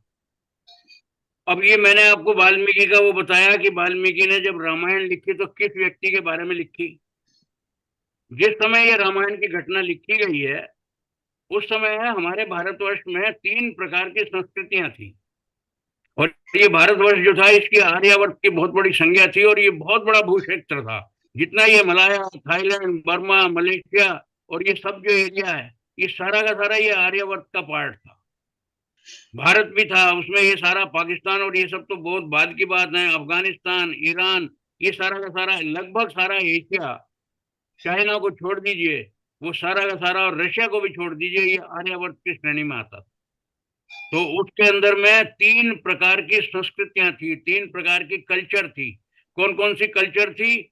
एक सतोगुणी कल्चर थी जिसको हम आर्य सनातन कल्चर बोलते हैं, आर्य वैदिक सनातन संस्कृति। ये कौन सी है? ये इक्ष्वाकु वंश के राजाओं की, अयोध्या की उनकी राजधानी थी, अवध राज्य की ये संस्कृति थी जिसके वंशज श्री राम है। तो सनातन धर्म परंपरा के, सनातन वंश की ये परंपरा के अगर कोई संस्कृति के वाहक हैं तो श्री राम। इसके अलावा एक रजोगुणी थी, सतोगुण होता है, रजोगुण होता है, तमोगुण होता है। रजोगुणी जो संस्कृति थी उसका जो प्रतिनिधि था उस समय हमारा ये वानर वंश था जिसको किष्किंधा का राज्य बोलते थे। ये सारा का सारा दक्षिण भारत जो था, ये सारा का सारा उस किष्किंधा राज्य के अंतर्गत में आता था। उसके अंदर बर्मा भी आता था, उसके अंदर में मलाया भी आता था। इसके अतिरिक्त एक और थी जो तमोगुणी संस्कृति थी। वो किसमें थी? वो हमारे लंका में थी, उसका रावण अधिपति था। कहने को ये सभी के सभी आर्य जाति के थे, लेकिन उनके अंदर में गुणों का परिवर्तन था। तमोगुणी थे तो एक प्रकार से समाज के अहित में काम करने वाले, कल्याणकारी नहीं थे। तो आर्य कुल के, आर्य जाति के होते हुए भी स्वयं रावण जो है वो ब्राह्मण था और उसके पिता भी एक अच्छे ऋषि मुनि थे, उनकी वो संतान था। लेकिन उसके बावजूद भी शिव का बड़ा भक्त था, वेदों का ज्ञाता था, सब प्रकार के उसके अंदर में योग्यता थी, बहुत उसके पास में विपुल धन संपत्ति थी, बड़ा ऐश्वर्य था, लेकिन चरित्र नहीं था। और जब उसके चरित्र का पतन हुआ तो वो व्यक्ति आर्य से राक्षस कहलाने लगा। आज भी दुनिया उसको राक्षस राज और राक्षस संस्कृति का वाहक रावण बोलती है। लेकिन जो हमारी सनातन संस्कृति है उसका अगर कोई प्रतिनिधि है तो वो श्री राम है। और श्री राम ने क्या किया है? अंततः इस आर्यावर्त को पूरे को अखंड बनाने के लिए उन्होंने राक्षस संस्कृति का विध्वंस किया। और जो ये हमारी वानर संस्कृति थी, जो रजोगुणी, रजोगुणी का मतलब जो एक्टिव बहुत होती है लेकिन धर्म का ज्ञान कम रखती है, उसको उन्होंने एक प्रकार से ऐसा सेतु बनाया, एक कंडक्टर बनाया, एक प्रकार का ब्रिज बनाया कि उसके माध्यम से राक्षस संस्कृति का विध्वंस करके इस सारे के सारे एरिया में पुनः एक बार आर्यावर्त स्थापित। तो हमको ये समझ में आ गया कि ये जो रामायण है ये किस काल की रचना है और सनातन का इसके साथ संबंध क्या है। अब बंधुओं, हम अब ये देखना चाहते हैं, जितना समय हमारे पास थोड़ा सा बचा है, इसने से समय के अंदर मैं बहुत कुछ आपको समेट के बताने का प्रयास करूंगा। इस सारे रामायण के जो हमारे नायक हैं, जो हमारे हीरो हैं, वो श्री राम हैं, जिनको हमने अभी भगवान श्री राम कहा है, मर्यादा पुरुषोत्तम श्री राम कहा है। हमारे यहाँ पर वेदों में एक मंत्र आता है, ईशावास्यमिदं सर्वम यत्किंच जगत्याम जगत तेन त्यक्तेन भुंजिथा मां गृध कस्य स्विद्धनम। क्या कह रहा है ये हमारे को? ईशोपनिषद का मंत्र बड़ा सुंदर एक संदेश दे रहा है। ये सनातन एक संदेश है जो ईश्वर का मनुष्य जाति के लिए एक प्रकार से आदेश है।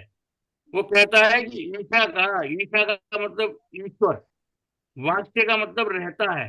ईशा वास्यम इदम सर्वम, ये सारी सृष्टि के अंदर जो कुछ भी है, चाहे वो प्राणी जगत है, चाहे वो प्रकृति है, जड़ जगत है, सबके अंदर ईश्वर का वास है। यत्किंच जगत्याम जगत, इस सारे जगत में जो कुछ भी है सब में। आगे क्या है उसके लिए हमारे लिए आदेश? तेन त्यक्तेन भुंजी था। ईश्वर कह रहे हैं कि मैंने ये सारी सृष्टि तुम्हारे ही भोग के लिए बनाई है, लेकिन इसका भोग नहीं करना है, उपभोग करना है। बंधुओं, भोग और उपभोग में अंतर होता है। जब मैं अनलिमिटेड कंज्यूमेशन करता हूं तो मैं भोगी होता हूं, और जब मैं उसी चीज का बैलेंस्ड यूज करता हूं, मित भुक ऋत भुक हित भुक, उतना ही खाता हूं जितना मेरे शरीर के लिए आवश्यक है, वही खाता हूं जो ऋतु को अनुकूल है, उतना ही खाता हूं जो मेरे शरीर के लिए उपयोगी है, तो मैं क्या होता हूं? मैं एक स्वस्थ व्यक्ति होता हूं, और मैं उन सारे प्रकृति के उपहार का उपभोग करता हूं। उपभोग का मतलब उसको ग्रहण करता हूं एक उतनी संख्या में जितनी मेरे लिए आवश्यक है। और अगर मैं उपभोग नहीं करता तो मैं भोगी होता हूँ, और भोगी होता हूँ तो मैं रोगी भी होता हूँ, और जब मैं भोगी भी होता हूँ रोगी भी होता हूँ, इसका अर्थ क्या हुआ कि मैं ईश्वर के बनाए हुए नियमों की अवहेलना कर रहा हूँ। और जब अवहेलना करता हूँ तो सबसे पहला दंड तो मुझे ईश्वर क्या देते हैं? सबसे पहला दंड ये देते हैं कि मैंने तुमको 100 वर्ष की आयु का ये शरीर दे के भेजा था, तुम स्वयं अपने ही अधर्माचरण से, अपनी असावधानी से, अपने ही शरीर को रोगी बना के अपने भोग के कारण इस प्रकार की अवस्था पैदा कर रहे हो कि तुमको पूर्णायु संभव से प्राप्त नहीं होगी। दोषी हम स्वयं हैं। ईश्वर के बनाए हुए नियम का पालन हम करें या ना करें, ये मनुष्य योनि के अंदर उत्पन्न होकर हमको स्वतंत्रता दी हुई है, पर साथ में बुद्धि भी दी हुई है। नीर और क्षीर का विवेक दिया हुआ है कि पानी है कि ये दूध है, इसका भेद हमको मालूम होना चाहिए। इसका मतलब क्या है कि सत्य क्या है और असत्य क्या है, जिसके लिए महर्षि स्वामी दयानंद ने लिखा है कि सत्य को ग्रहण करने और असत्य को छोड़ने में सर्वदा उद्यत रहना चाहिए। तो आज हम जो यहाँ बात कर रहे हैं केवल और केवल सत्य के ग्रहण की और सत्य की यथार्थ परिभाषाएं आपके सामने बताने का मैं प्रयास कर रहा हूँ, और आप लोग बड़ी श्रद्धा से और धैर्य से उसको सुन रहे हैं, तो मुझको लगता है कि कल्याण आपका भी होगा, और साथ में मैं भी कृतकार्य होऊंगा कि मैं किसी के कुछ काम आ सका। अब ये जो हमारा ये बताया कि तेन त्यक्तेन भुंजी था, उसका भोग करो तो बड़ा त्याग रूप में करो, लेकिन आगे क्या कहा? माँ हृदय कष्ट स्वित धनम, किसी के धन के ऊपर में किसी भी प्रकार का लालच मत करो। अब इसका अगर एक छोटा सा उदाहरण देखना है, श्री राम ने वानर संस्कृति का जब एक प्रकार से बाली को मारा, तो एक प्रकार से उस राज्य को अपना हस्तगत कर लिया। वो तो राज्य कर ही सकते थे। सुग्रीव ने तो कहा उनको, महाराज ये राज्य आपका है, मेरी तो कोई सामर्थ्य नहीं थी कि मैं इस राज्य को प्राप्त कर सकता। राम ने कहा नहीं, ये युद्ध हमने अपने अपने हित के लिए नहीं लड़ा है, ये केवल बाली के अधर्म के कारण उसको दंड देने के लिए लड़ा है। वो मारा गया है, ये ईश्वर का विधान है, और उसने अगर ये मृत्यु भी प्राप्त हुई है तो ये स्वयं उसके अधर्म का दंड ईश्वर ने हमारे माध्यम से उसको दिलाया है। लेकिन ये राज्य तुम्हारा है। आज भाई नहीं है तो ये राज्य तुम्हारा, उसके छोटे होने भाई के छोटे भाई होने के नाते है। तो क्या हुआ? ये माँ हृदय कश्य धनम, वन में मारे मारे फिर रहे हैं, पत्नी हरी गई है, अभी उनके पास सैन्य शक्ति नहीं है, सब प्रकार से उनको सुग्रीव से सहायता भी लेनी है, लेकिन ये लालच नहीं है, ये अधर्म नहीं है कि चलो इसके राज्य को मैं हस्तगत कर लो, इसका स्वामी बन जाऊं। ये श्री राम की सनातन धर्म की सबसे पहला वो उदाहरण है कि दुनिया में दूसरा नहीं मिलेगा। दूसरा उदाहरण देखिए, लंका में सारी लंका को विजय कर लिया, लेकिन किसको राज्य दिया? विभीषण को राज्य। बंधुओं, क्या ये दो उदाहरण पर्याप्त नहीं है श्री राम के उन सनातन आचरण के, जिन सनातन के बारे में हम उसको रामायण को एपिटोम ऑफ सनातन कह रहे हैं? ये तो मैंने आपको एक दृष्टांत दिया। वीतराग कितने हैं?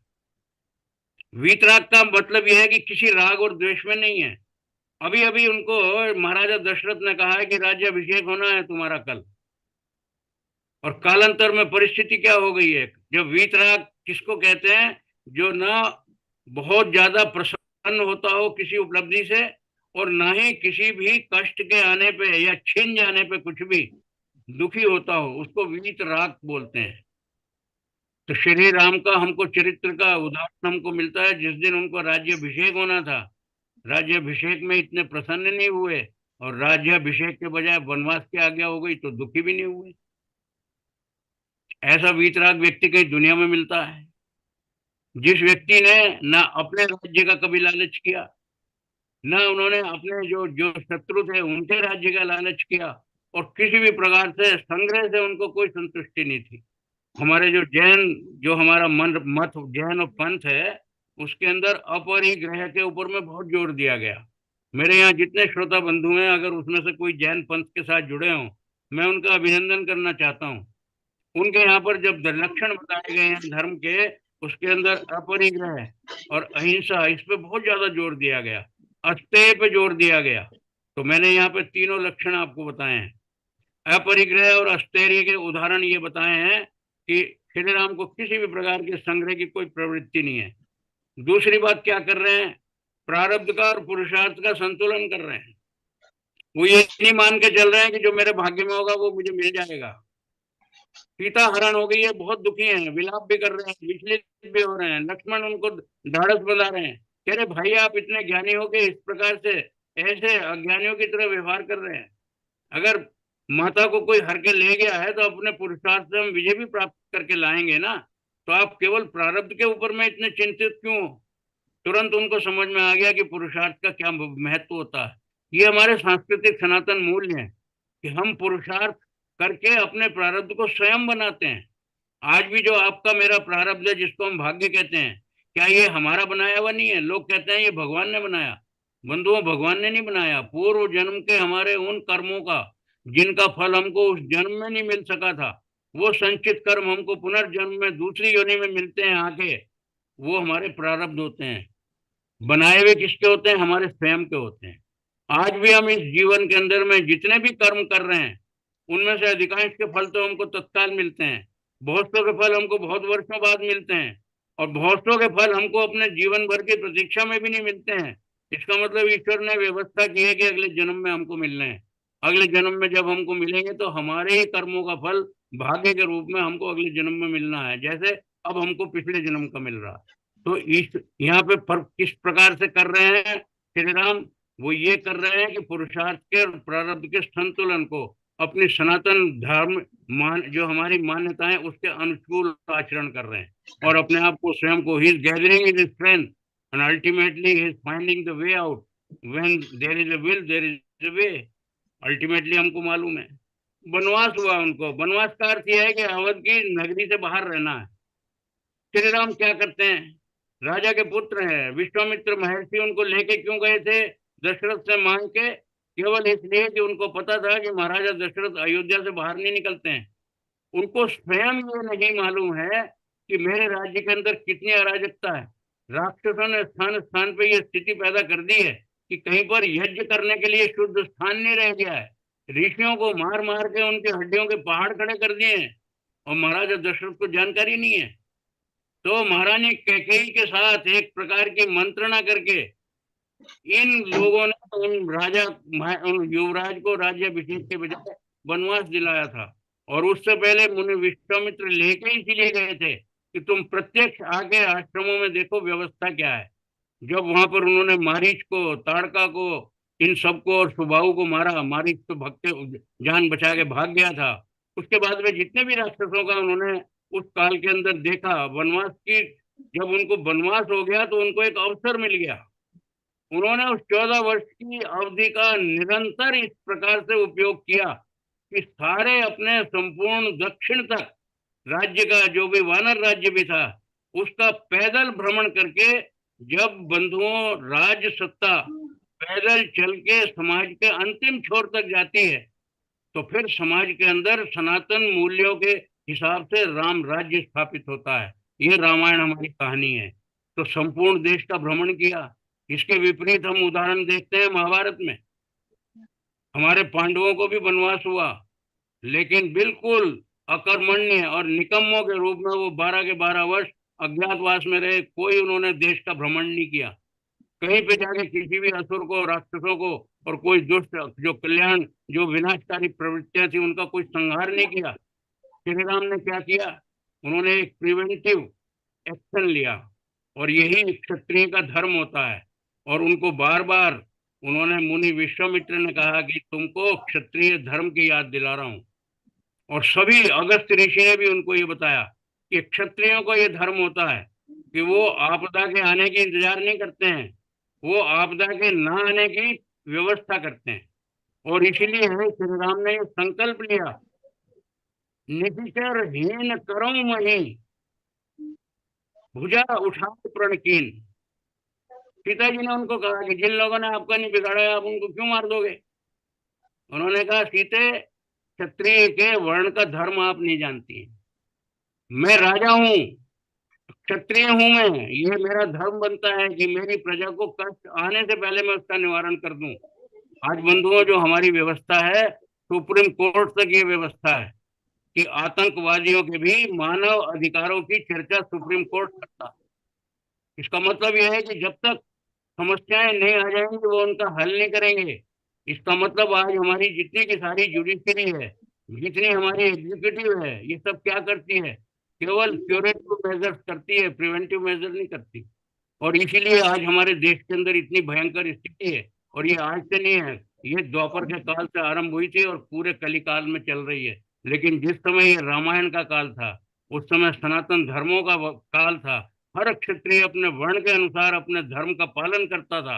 इसलिए श्री राम ने 14 वर्ष तक केवल अपने सनातन क्षत्रिय धर्म की पालना करते हुए चुन चुन के असुरों का संहार किया, और दुष्टों को तो भय और सज्जनों को निर्भय प्रदान किया। ये हम सनातन वैल्यूज देखते हैं तो केवल रामायण में देखते हैं। अब मैं आपको, मेरे पास केवल 10 मिनट और अलॉटेड हैं, आपके जो शेष हैं, उसके अंदर मैं और संक्षेप में 2 बात बताना चाहता हूं। मैंने आपसे सबसे पहले कहा था कि धर्म के 10 लक्षण होते हैं।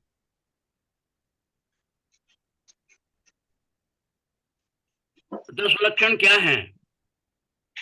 धृतीय, क्षमा, दमोस्तेयम, शौचम, इंद्रिय निग्रह, धीर, विद्या, सत्यम, अक्रोधो, दशमेकम धर्म लक्षण। 10 धर्म के लक्षण हैं, ये सनातन धर्म के 10 लक्षण। अब इन 10 लक्षणों का एक एक छोटा छोटा कोरिलेशन जो है श्री राम के उस समय के आचरण से देखिए आप। इसमें कहा गया है कि सबसे पहला धर्म का लक्षण है कि हम बहुत धैर्यवान हों। श्री राम का जीवन तो आप देखिए कि वनवास होने पे भी विचलित नहीं है। ऊंचाई तो उनकी चरित्र की ऐसी है जैसे हिमालय, और गहराई इतनी है जैसे महासागर, हिंद महासागर। तो एक व्यक्ति जो हिमालय जैसा उच्च चरित्र का हो और सागर जैसा गंभीर और धीर और धैर्यशाली व्यक्ति हो, वो श्री राम है। उसी का ये सारा का सारा जो ग्रंथ है, ये रामायण है। तो मैंने जो सनातन के पहले लक्षण का आपको कोरिलेशन केवल एक छोटा सा संक्षेप में, इसके उदाहरण में आपको 50 दे सकता हूँ, लेकिन आप इसके अनुरूप उदाहरण रामायण में स्वयं ढूंढिए और पुष्टि कीजिए कि मैंने जो बात आपसे कही है। दूसरा मैंने बताया क्षमा, ये हमारे धर्म का लक्षण है। किस किस को क्षमा नहीं किया इन्होंने? महारानी कैकेयी, जिन्होंने इनको वनवास दिलाया, महारानी कैकेयी के साथ में किस प्रकार का व्यवहार किया? माता कौशल्या से अधिक सम्मान किया। भाई भरत ने जब कैकेयी के लिए अपमानजनक शब्द बोले चित्रकूट में जाके, सबसे पहले उन्होंने कहा कि देखो, माता जो है ये हमारे लिए ईश्वर के प्रतिनिधि के रूप में होती है, तुम माता का अपमान नहीं कर सकते, शोभा नहीं देता, ये रघुवंशियों को शोभा नहीं देता है। और माता कैकेयी का, मेरे मन में किसी प्रकार का क्षोभ नहीं है, तो तुम्हारे मन में इस प्रकार का क्षोभ क्यों है?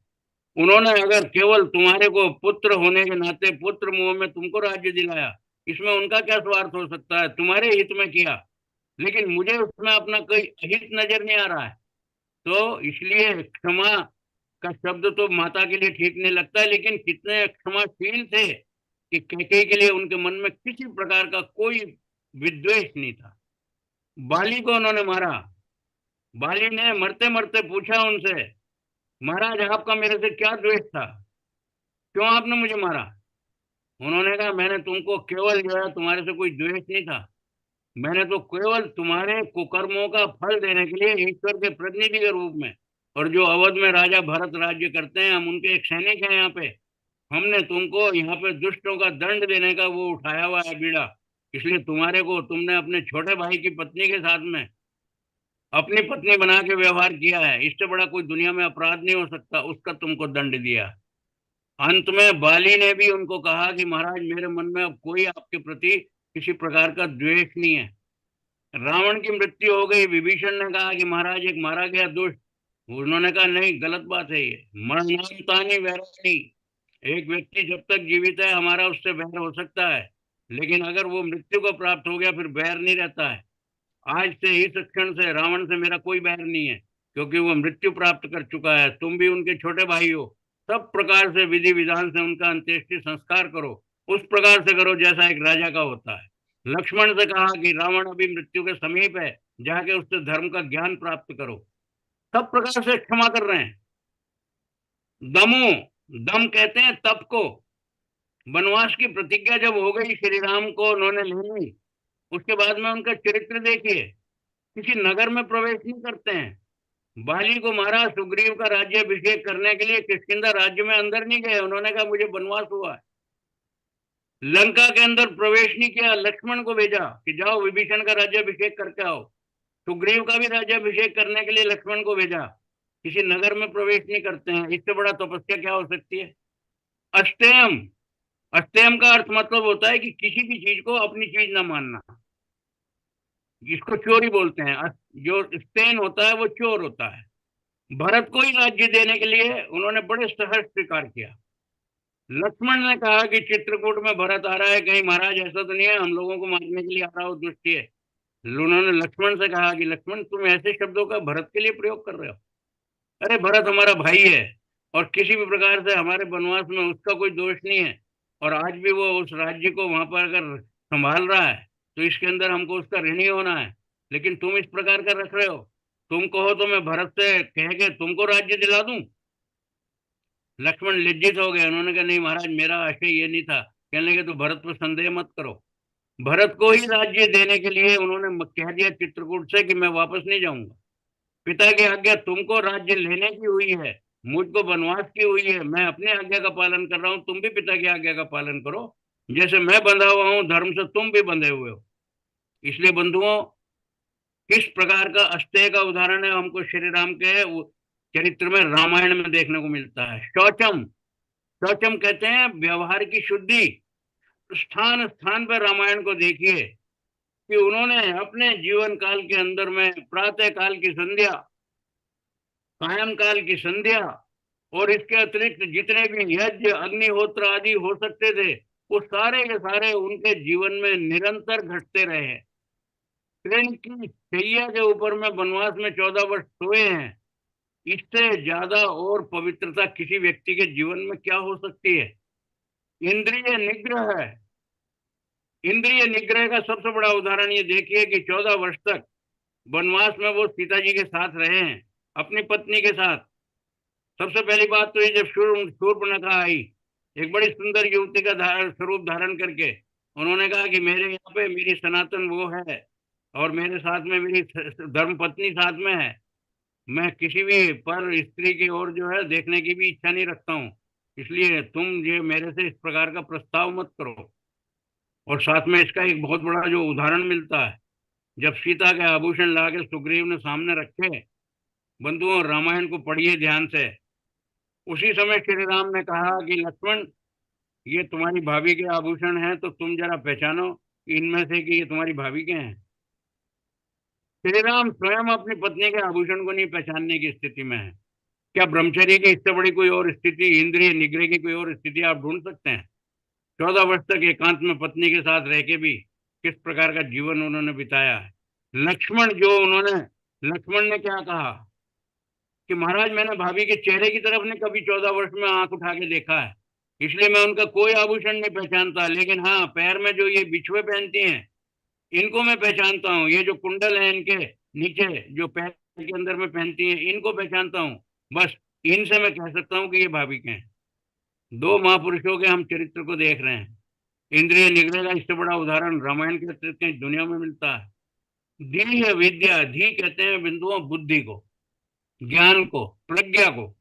बुद्धि वो होती है जिसका मैं प्रयोग रोज करता हूँ। प्रज्ञा उसको कहते हैं जिसको मैं आंख मीच के चिंतन करके अपने माध्यम से उन रहस्यों को जानने का प्रयास करता हूँ। तो मेरी एक बुद्धि होती है, एक मेरी प्रज्ञा होती है। श्री राम के अंदर ये दोनों है। प्रत्येक परिस्थिति में उसका वो शास्त्रीय समाधान देते हैं। कोई ऐसी समस्या नहीं है, कठिन से कठिन समस्या, जिसके अंदर उन्होंने स्वयं को समाधान ना दिया हो या जितने भी व्यक्ति उनके संपर्क में आए उनको समाधान ना दिया हो। भरत को सब प्रकार के समाधान देके संतुष्ट करके चित्रकूट से वापस भेजते हैं। धीर विद्या, विद्या विद्या के लिए तो बताया है कि वेदादि शास्त्रों के मर्मज्ञ थे। सत्यम, सत्य की बात श्री राम के लिए तो बताया गया है कि वो सत्य के अतिरिक्त कुछ बोलते ही नहीं थे। कैकेयी को उन्होंने कहा, रामो न द्वेर अभिभाषित है, माँ आप क्या बात कह रही हो, आप मुझे बोलिए, जो मैं वचन दे दूंगा, बस मान लीजिए कि वो वचन जो है पत्थर की लकीर हो गया। राम दो शब्द नहीं बोलता है, दो प्रकार की भाषा नहीं बोलता है। जैसे आजकल के लोग बोलते हैं कि बोल कुछ रहा है, इसका कहने का मतलब कुछ और है। लोग दोगले हैं, अधिकांश लोग दोगले हैं। और जो हमारा राजनीतिज्ञ होता है, डिप्लोमेसी का तो अर्थ यही होता है। और आज की जो राजनीति है वो इतनी भयंकर गंदी है कि आपको यही नहीं पता लगता कि नेता जो बोल रहा है इसके कहने का भाव क्या है। और जो जितना ज्यादा अपने मन के भाव को छिपा के झूठ बोल सकता हो, उसको उतना बड़ा डिप्लोमेट, सोफिस्टिकेटेड, उसको पॉलिश्ड बिहेवियर का मानते हैं हम। कितनी हमारी मूल्य, हमारी आस्थाएं बदल गई हैं। पर ये हम रामायण काल की आस्था की बात कर रहे हैं, वो केवल और केवल सत्य की बात करते हैं। और पिता के वचन को भी सत्य करने के लिए उन्होंने ये सारे के सारे संपूर्ण कष्ट उठाए। और सबसे अंतिम जो लक्षण है, अक्रोध। अरे वनवास की आज्ञा हो गई तब भी शांत है, वो क्रोध नहीं कर रहे। बाली, रावण और सीता, तीनों ने उनको कई प्रसंगों पे कटु वचन बोले हैं। बाली ने सब प्रकार के कटु वचन बोले मरने से पहले। रावण ने तो मालूम नहीं जीवन में कितने बार बोले। और सीता ने भी उनको एक कटु वचन बोला है जब अग्नि परीक्षा के लिए राम ने उस समय एक प्रकार का उनके सामने प्रस्ताव रख दिया। बहुत कटु वचन बोले। हनुमान जब गए उनको सीता को मिलने के लिए अशोक वाटिका में, हनुमान से सीता ने जब थोड़ा परिचय हो गया, बहुत कटु वचन बोले श्री राम के लिए। किन प्रभु की बात कर रहे हो? 10 महीने हो गए मुझे यहाँ पे, जिन प्रभु की तुम बात कर रहे हो उन प्रभु को ये भी पता नहीं है कि उनकी पत्नी कहाँ है। मेरा उद्धार आज तक नहीं किया, मैं किस हाल में जी रही हूँ उनको पता नहीं है। क्या पति धर्म निभा रहे हैं? पत्नी होने के नाते विशेषाधिकार था सीता को, इसलिए जो कुछ उन्होंने बोला, राम को किसी प्रकार का कभी कोई क्षोभ नहीं हुआ। इसलिए किसी भी व्यक्ति ने किसी भी प्रकार का व्यवहार किया, बंधुओं समय की सीमा के अंदर मुझे व्याख्यान समाप्त करना है। विषय तो मेरे पास इतना है, आप सुनने के लिए तैयार रहे, मैं बोलने के लिए तैयार हूँ। 10 दिन तक लगातार 24/7 भी हम कंप्लीट करें तो रामायण का विषय कंप्लीट नहीं होगा। तो बोलते हैं हरि अनंत, हरि कथा अनंता। आज मैंने केवल रामायण के माध्यम से आपको सनातन वैल्यूज का एक छोटा सा ट्रेलर दिखाने का प्रयास किया है। कभी फिर कभी भी अवसर हुआ तो इस संपूर्ण रामायण के विभिन्न प्रसंगों को लेके हम फोकस करके उसके बारे में आपको बताने का प्रयास करेंगे। मैं केवल अंत में इतनी बात आपसे कहना चाहता हूँ कि ये जो हमारी सनातन संस्कृति है, ये बड़ा थोड़ा सा इंटरेस्टिंग पार्ट है। ये कहा जाता है कि हम आर्य जो है, ये अंग्रेजों ने कहा नैरेटिव कि आर्य जो है ये भारत में बाहर से आए थे। बंधुओं, हमारी सनातन संस्कृति का जो हमारे ऐतिहासिक उदाहरण है, उसका एक छोटा सा एक उदाहरण देके अपनी वाणी को विराम दूंगा। आर्य वास्तव में भारत में बाहर से नहीं आए थे, बल्कि भारत से बाहर दुनिया में गए थे। उसके मैं कुछ उदाहरण बता रहा हूँ। आप लोग कनाडा में अगर रहते हो तो ये कनाडा का जो जेनरिक नेम है वो कर्नादा है। ये महर्षि कणाद थे। महर्षि कणाद की तपोस्थली थी कनाडा, जिसको कनाडा बना दिया गया। महर्षि गौतम थे, गौतमालय था जिसको ग्वाटेमाला कह दिया गया।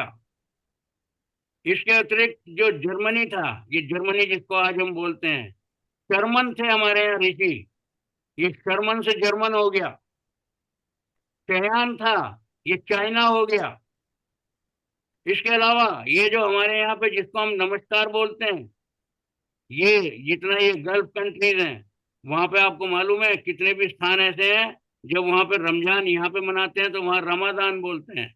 वहां पे स्थान है उसका नाम है रमाला, और वहां पर जो ये करते हैं नमाज, ये क्या है, नमस।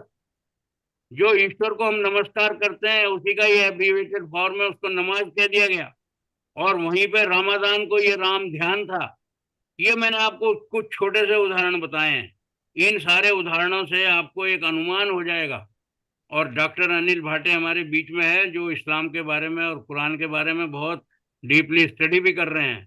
मैं उनसे ये अनुरोध भी करूंगा कि जो कुछ मैंने बताया है इसकी सत्यता को प्रमाणित करने के लिए स्वयं इसके बारे में ढूंढें।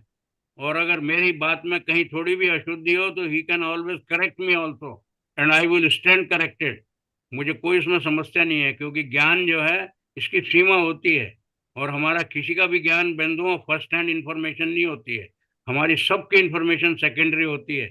उसके अंदर हो सकता है कोई गलती भी हो, लेकिन अगर हो तो मुझ जैसे व्यक्ति को, आप जैसे व्यक्ति को अपने किसी भी जानकारी के अंदर में संशोधन करने में ना कभी भी शर्म का अनुभव करना चाहिए, बल्कि we should be prepared for it.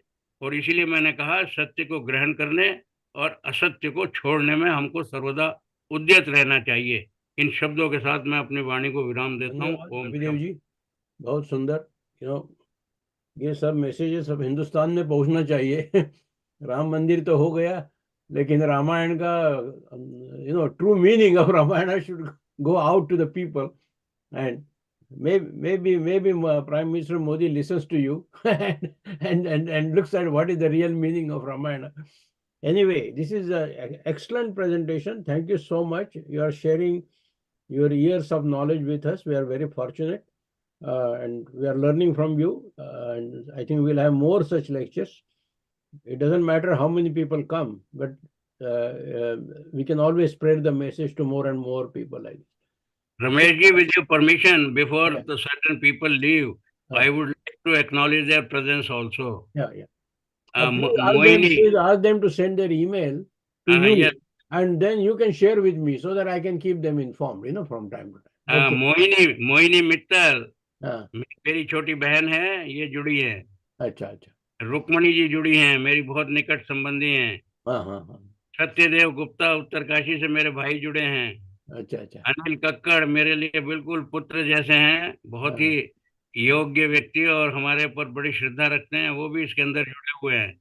ये कुछ नाम मैंने जोड़े, और बाकी जितने भी बंधु आपके निमंत्रण से आए हैं, अच्छा। मैं उन सभी का अपनी ओर से अभिनंदन करता हूँ, प्रणाम करता हूँ। अब आपकी अनुमति से किसी को भी कोई प्रश्न या शंका हो, मैं उसके लिए प्रस्तुत हूँ। जरूर। Let me start one simple question. Ramayana talks about dharma's rules and regulations. इसमें spiritual side कितनी आती है? That is, from day to day behavior, interaction with the community, with people, with your relations, with everybody. How does Ramayana helps for spiritual development? This is what I was looking for. देखिए, Ramayan helps us in so many ways. In fact, we are a born civilian. Only due to the circumstances and the people we live with, so we are known as the company we keep.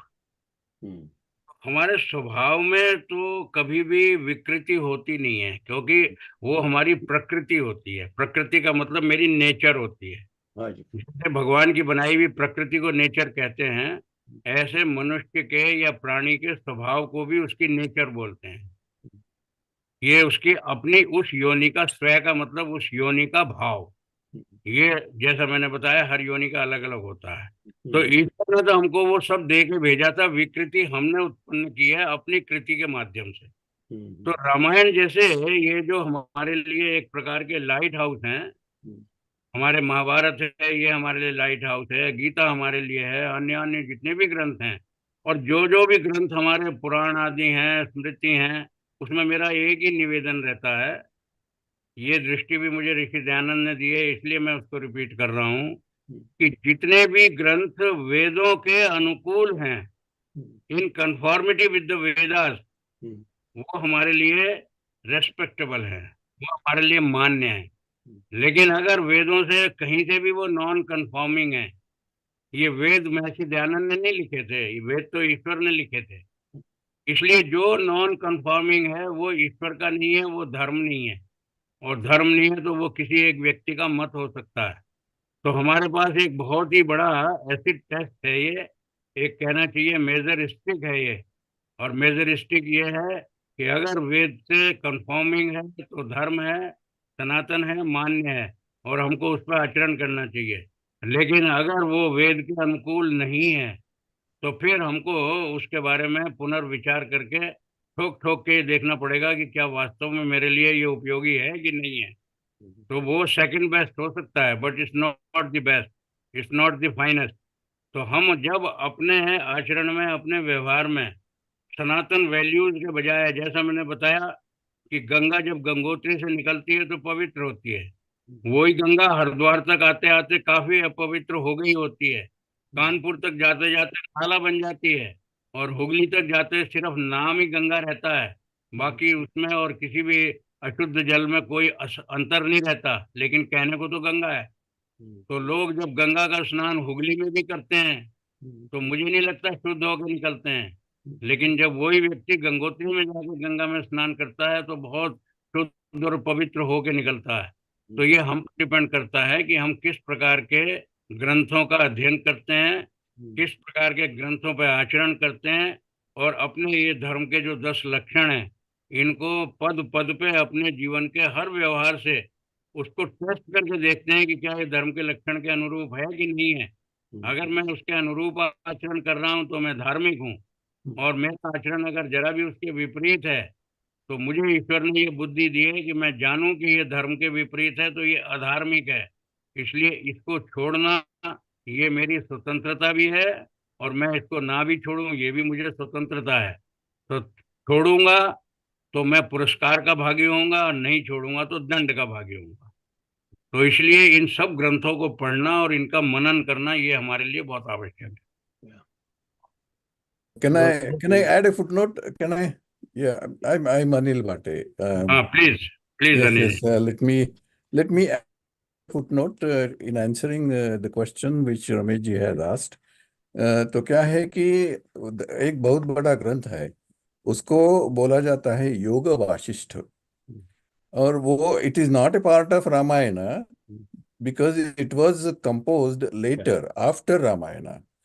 मगर रामायण का spiritual content क्या है वो रामायण में नहीं मिलेगा, वो योगा वाशिष्ठ में मिल सकता है, which was composed later on. No, I have that And book. I have, because there is a lot of spiritual discussion with reference to Ramayana, Yoga Vasishtha. Yoga Vasishtha. yes, Really, yes, Yoga Vasishtha is a dialogue between Rama, Lord Rama, and Vasishtha Rishi. It's a right. dialogue between them. Rama asks questions, and Yes. and Vasishtha Rishi. So that is the spiritual dialogue that is there in through Ramayana. In Yoga Vasishtha. Yeah, that's thank you. Yeah. Yeah. Anybody Have- else? Yeah. Have you finished your question, Dr. Anil? Yes, just a little small comment. As you rightly said, I have Right. done, and I'm still doing a lot of research on Islam and Muhammad and Quran and Hadith and etc. etc. और एक बात मेरा research मुझको बताता है which is very odd and it is very difficult to state also. तो मैं उसके बारे में कभी बोल नहीं सकता हूँ, बोला नहीं है।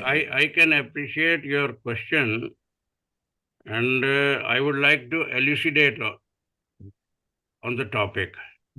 Yoga Vasishtha is sort of a derivative. Derivative in the sense that Vedas are the sole source of knowledge.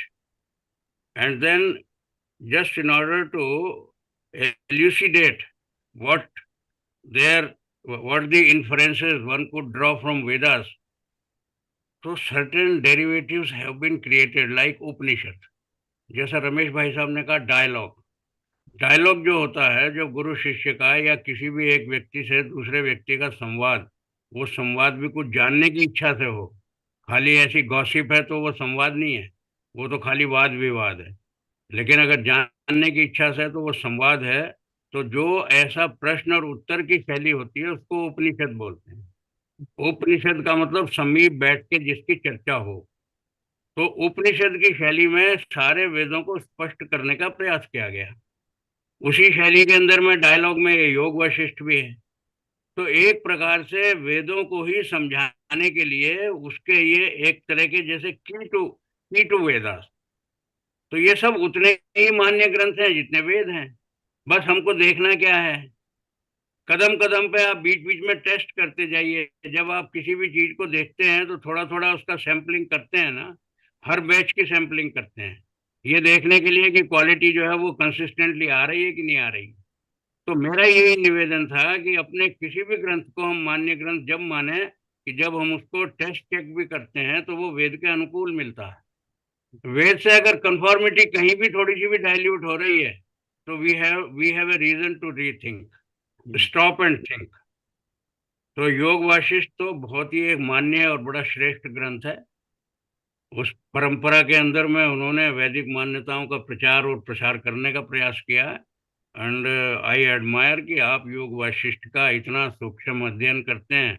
Really I can compliment you for the task that you have undertaken. ये किन्होंने लिखा Thank you. है? तुलसी तिवारी जी। अच्छा अच्छा, हाँ, उन्होंने लिखा है कि धन की प्रक्रिया को बिना सुधारे क्या संस्कृति के स्वरूप में सनातन की उन्नति संभव हो सकेगी? इस दृष्टि से वर्तमान शासन में अर्थ नीतियों की दिशा में क्या परिवर्तन होने। आपने तुलसी जी बहुत ही सुंदर और आज के समय में सामयिक प्रश्न उठाया है। और इसके लिए वेदों में धनार्जन का परामर्श दिया हुआ है। वेदों के अंदर में कुछ लोग कहते हैं कि धार्मिक ग्रंथ हमको ये कहते हैं कि आपको कोई भी धन संपत्ति अर्जित नहीं करनी है। वेदों में ऐसा नहीं है। वेदों में तो कहा है ऐश्वर्य के स्वामी बने हम। और हमने जितने भी मंत्रों के अंदर उसमें ऐश्वर्य की कामना की है। और हमने जब ये बोला है ओम प्रजापते, जब उस मंत्र को बोलते हैं तो हम उसको बोलते हैं यत का मास्ते। आपके सामने हम जिस जिस इच्छा से आए हैं, तो वो इच्छा क्या है? मेरी भौतिक इच्छाएं हैं। यत का मास्ते, जिस जिस कामना से हम आपके सामने आए हैं उन सबको पूरा करना, ये ईश्वर आपसे हमारी प्रार्थना है। तो हम संपूर्ण ऐश्वर्य के स्वामी बने, ये तो वेदों में आदेश दिया गया। लेकिन साथ में क्या कहा गया कि हमारे जो चार पुरुषार्थ हैं उनका चारों का आप एक सीक्वेंस देखिए। पहले धर्म है, फिर अर्थ है, फिर काम है, फिर मोक्ष है। तो ये जो धर्म और मोक्ष है ये दोनों बॉर्डरिंग है, दोनों ये हमारी सीमाएं हैं। धर्म और मोक्ष की सीमा के अंदर रहते हुए हमने अर्थ का उपार्जन करके अपनी कामनाओं की पूर्ति करनी है। कितना बड़ा बैरियर लगा दिया है।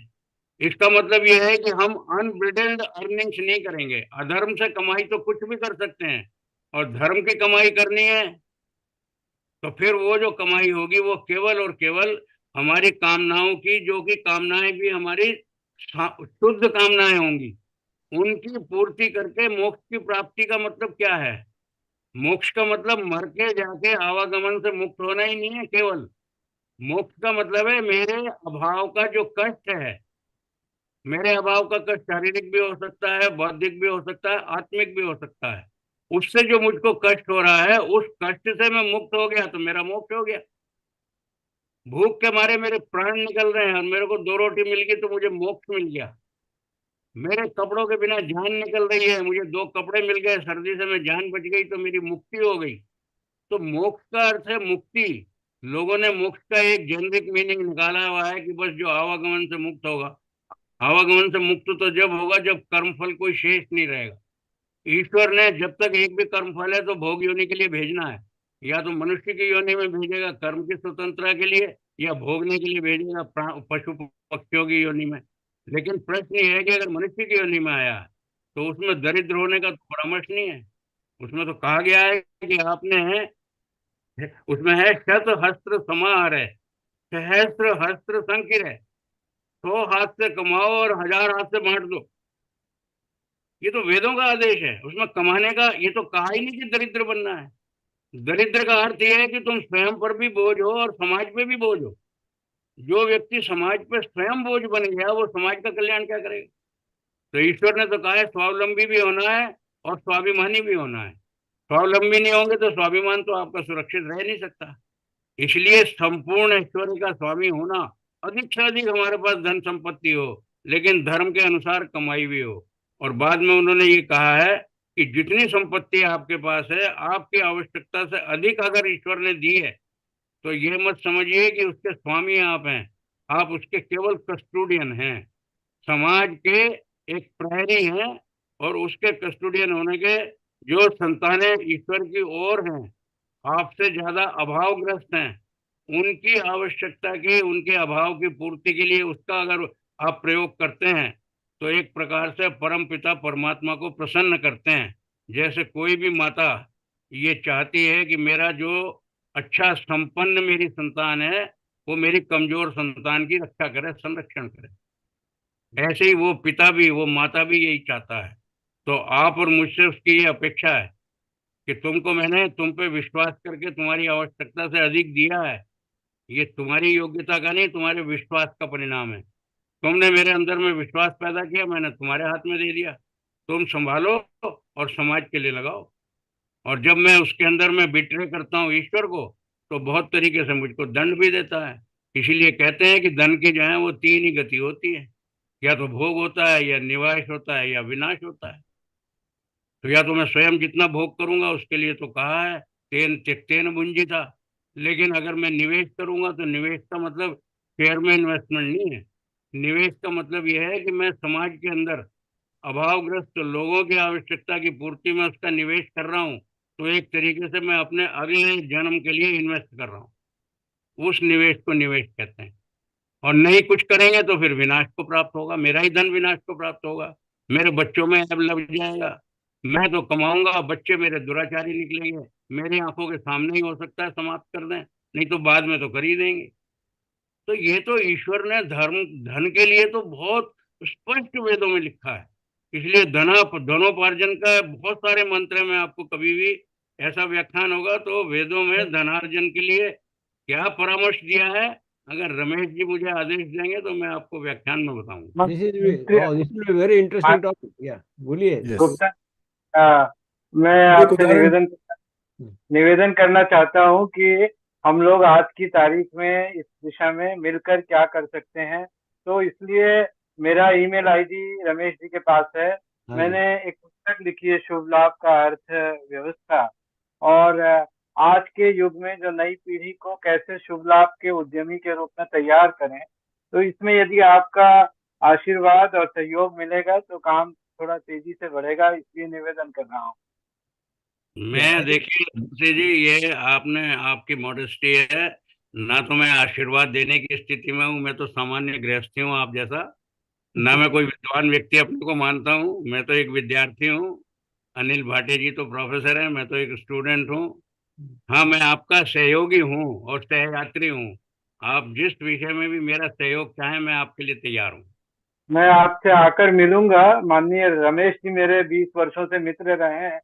आज ये सौभाग्य मिला है कि आपसे बातचीत हो पा रही है, तो मैं आपसे ईमेल पर संपर्क करूंगा। और हम लोगों ने मिलकर नई पीढ़ी को जो उद्यमिता की दिशा में, शुभ लाभ की दिशा में ले जाना चाहिए, जरूर क्योंकि लखपति, करोड़पति, अरबपति बनना संभव है शुभ लाभ में। और यही बात हमें उनको दिखाने की आवश्यकता है, इसलिए मैं कह रहा हूँ। नहीं नहीं, हमको बनना है, ईश्वर ने मना ही नहीं किया है। ये तो आजकल के साधु संत हैं कि आप सारी संपत्ति मुझे दे दो, माया तुम तो बाबा जी हो जाओ, धनपति मैं हो जाऊं, ये तो छल कपट है। दो उदाहरण दे सकता हूँ, just as a footnote. Gupta ji ने तो बहुत अच्छी तरह से समझाया है, प्रश्न का उत्तर बहुत अच्छा दिया है। Can I add just little foot note by giving two little examples. First example तो ऋग्वेद का जो the first line of Rigveda, उसमें ही आता है कि वो ऐसा है, अग्निमीळे पुरोहितम यज्ञस्य देवम ऋत्विजम होतारम रत्नदातम तो अग्नि की प्रार्थना की है कि अग्नि पुरोहित है। पुरोहित का मतलब होता है जो हमारे भविष्य काल का हित कहाँ पे है, किसमें है, वो जो जानता है वो असली पुरोहित होता है। पुरा प्लस हितम, यानी कि हमारा हित, भविष्य काल का हित जानने वाला। तो अग्नि की प्रार्थना है कि अग्नि, यू आर अवर पुरोहित। आप अग्निदेव, आप हमारा हित भविष्य काल का क्या है वो आप जानते हैं। और अग्नि मेळे पुरोहितम यज्ञस्य देवम ऋतुजम होतारम, and the last words are रत्न धातमम। तो रत्न यानी कि ज्वेल्स, प्रेशियस ज्वेल्स, आप हमको प्रेशियस ज्वेल्स दे दे। और धातमम यानी गोल्ड, सोना चांदी एटसेट्रा एटसेट्रा, प्रेशियस मेटल्स। तो ऋग्वेद के पहले लाइन में ही यही प्रार्थना है कि अग्निदेव आप हमको रत्न दे दे और धातम, प्रेशियस मेटल्स भी दे देंगे। ये एक फुटनोट का उदाहरण है। दूसरा उदाहरण भगवत गीता का जो लास्ट लाइन है उसमें आता है कि यत्र योगेश्वरा कृष्णो यत्र पार्थो धनुर्धा। जहाँ पे ये दोनों हैं वहां पे क्या होता है, वहां पे यश होता है, धन संपत्ति होती है, ऐश्वर्य होता है। तो this is the last line of Bhagavad Gita. सो ये दो छोटे उदाहरण मैंने फुटनोट जैसे दे दिए। Thank you. So that's very good.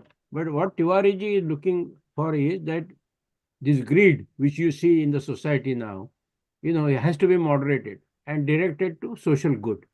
His book is on that subject. He has been thinking about this for last 2 decades and now he has written down. Tiwari ji, आप आपका, तुलसी जी, आप आपका बुक रविदेव गुप्ता जी के साथ दे देना. Then you can discuss and we can organize one discussion on that. Yeah. Okay. Thank you. Anybody देखिए, else? Anil ji ने जो बोला है, मैं खाली 2 वाक्य बोलना चाहता हूँ। हाँ जी, हाँ जी. आपने ऋग्वेद का पहले मंडल का पहले सूक्त का पहला मंत्र का अर्थ बोला है। ये वेदों का सबसे पहला मंत्र है। और हमारे यहाँ एक उक्ति है, एकम सत्य विप्रा बहुधा वदंती। सत्य तो एक ही होता है, लेकिन उसको विद्वान लोग अनेक प्रकार से उसकी व्याख्या करते हैं। एक व्याख्या आपने की है, बिल्कुल ठीक बात है, यह है भौतिक दृष्टि से। एक इसकी वेदों के मंत्र की व्याख्या आध्यात्मिक दृष्टि से होती है। और इसलिए वेदों को कहा जाता है कि वेदों के कोई भी अर्थ ऐसे नहीं होते जैसा कि हम लोग उसके शब्दार्थ से लेते हैं। उसके भावार्थ भी जो होते हैं वो आध्यात्मिक दृष्टि से कुछ होगा, भौतिक दृष्टि से कुछ होगा। तो आपने जैसे धातु की बात की तो उसके अंदर में प्रेशियस मेटल्स की बात आई। This could be one angle, क्योंकि ये भौतिक एंगल है। आज भौतिक आवश्यकता हम लोगों की है तो हम हर चीज को कोरिलेट करते हैं मॉनेटरी टर्म्स में, लेकिन इसका एक आध्यात्मिक अर्थ भी है। आज वो समय नहीं है कि मैं आध्यात्मिक अर्थ आपको बताऊं, लेकिन इतना मैं बता सकता हूं कि ये अग्नि को यहाँ पे ईश्वर ने, अग्नि को पृथ्वी के ऊपर में ईश्वर का प्रतिनिधि के रूप में माना जाता है। सूर्य आकाश में ईश्वर का प्रतिनिधि है और पृथ्वी पे हमारे सामने जो अग्नि हम आहूत करते हैं वो कहाँ से प्रकट होती है, वो समझ लीजिए कि वहां से शून्य से वो अग्नि हमारे सामने आ जाती है। और जब हम उसको बुझाते हैं तो वो शून्य में विलीन भी हो जाती है। तो एक प्रकार से ब्रह्म का स्वरूप है वो। तो साक्षात प्रतिनिधि ईश्वर का अगर कोई है इस पृथ्वी पे तो वो तो अग्नि है। आहूत हम किस प्रकार से करते हैं उसके लिए कॉस्मिक फोर्सेस हैं, जो फिजिक्स का सब्जेक्ट आ गया। तो अग्नि मीडे पुरोहितम, मीडे का मतलब है मैं उसकी पूजा करता हूँ। और पुरोहित के 2 अर्थ हैं, जैसा आपने बताया, ये भी एक अर्थ है। दूसरा अर्थ क्या है कि पुरोहित का मतलब जो दूसरे के हित को अपने सम्मुख रखता हो। इसलिए हमारे यहाँ जब घर में कोई पंडित जी आके पूजा कराते हैं तो हम जजमान कहलाते हैं, वो पुरोहित कहलाता है। वो जितने मंत्र बोल रहा है अपने कल्याण के लिए नहीं बोल रहा, जजमान के कल्याण के लिए बोल रहा है। बोल कर्म वो कर रहा है, फल किसको मिलना है, जजमान को मिलना है। इसलिए उसको पुरोहित कहते हैं। अपने हित में 1 घंटा भी मंत्र बोल रहा है तो अपने लिए नहीं बोल रहा, उसको तो कुछ दक्षिणा लेनी है बस। उसका सारे का यज्ञ का जो फल मिलना है वो जजमान को मिलना है, इसलिए उसका नाम है यज्ञमान। जो यज्ञ का मान है वो यजमान, उसके हित के लिए परिश्रम कर रहा है वो पुरोहित। इसलिए इसके हर शब्द की इतनी परिभाषाएं हो सकती हैं कि वो कहना प्रभु मूरत तिन देखी तैसी जाकी रही भावना जैसी। तो हमको जैसा जिस समय मन में लेना हो, हम उसी ही कॉन्स्टिट्यूशन के आर्टिकल का वैसा ही मीनिंग निकालते हैं। सुप्रीम कोर्ट में दो वकील लड़ते हैं, दोनों बड़े ज्ञानी और ध्यानी होते हैं, एक ही आर्टिकल की नजीर देते हैं। मैं खुद भी एडवोकेट हूँ, मुझे मालूम है, मैं उसका कुछ अर्थ निकालता हूँ, दूसरा वाला कुछ अर्थ निकाल रहा है। वो तो जज साहब को देखना है कि कौन किस भावना से निकाल रहा है, अर्थ तो वही निकाल रहे हैं जो दोनों बता रहे हैं। तो अल्टीमेटली तो बात देखनी है। आपने जो बात कही बहुत सुंदर है, मुझे तो बहुत कुछ आपसे भी सीखने को है अनिल जी, और हम तो सब एक दूसरे से सीखते ही हैं। और मैं ये देखता हूँ कि आपका इतना लिटरेरी टेस्ट है, really I admire it, and I wish कि मुझे भी थोड़ा सा ज्ञान आपसे माध्यम से मिलता रहे। नहीं, मैं तो बिल्कुल छोटा आदमी हूँ साहब। नहीं, we have to learn from each other. Anyway, so this has been a wonderful session, Gupta ji. और तिवारी जी, आपको आपका थीम है, you can see the how our Indian civilization, Indian culture, Indian literature supports what you are talking about through your book, your messages. That point, Yeah, that's our heritage. That is our yeah, heritage. Yeah. So that is a guide to how to manage modern economies, for yes, social good. Yeah. So yeah. you're absolutely on the right dot. We need to bring those values in our modern economic system so that practically it is demonstrable. And Yeah, उसी के लिए आप मुझे उनका email ID share करिएगा। अच्छा, भेज देता हूँ, भेज देता मैं हूँ। तुलसी जी, आपकी जानकारी के लिए, I have been a student of economics all through, because I did my MCom in way back in 64, then I अच्छा, ग्रेजुएटेड, हाँ, I am a cost and management consultant also, that I तो did इन 9। मैं तो आई आपको ये common sense economics के नाम से ये पुस्तक आ रही है और जी मैं जी, आपको भेजता हूँ। हाँ आप प्लीज इसको भेजिए, कृपया पढ़िएगा इसको और फिर जरूर पढ़िएगा, क्योंकि common sense is the most uncommon today. हाँ, तो इसीलिए वो नाम देने का उद्देश्य भी यही था। Gupta ji, I also did MCOM in 1961. Anyway, that's okay. Bye bye. I'll be grateful to receive it. Yeah, thank you so much. Thanks everyone. And our next presentation will be on March 23 on Dayananda Saraswati ji. His philosophy. And so that I will send announcement during this week. And let us spread the message and bring people together. Yeah. Thank you. Thank you, Ramesh. Thank you. Thank you, Ravidev ji. Thank you again, once again. Thank you, Ramesh. We are learning a lot, and it's a privilege, to have this benefit. It is. Thank you.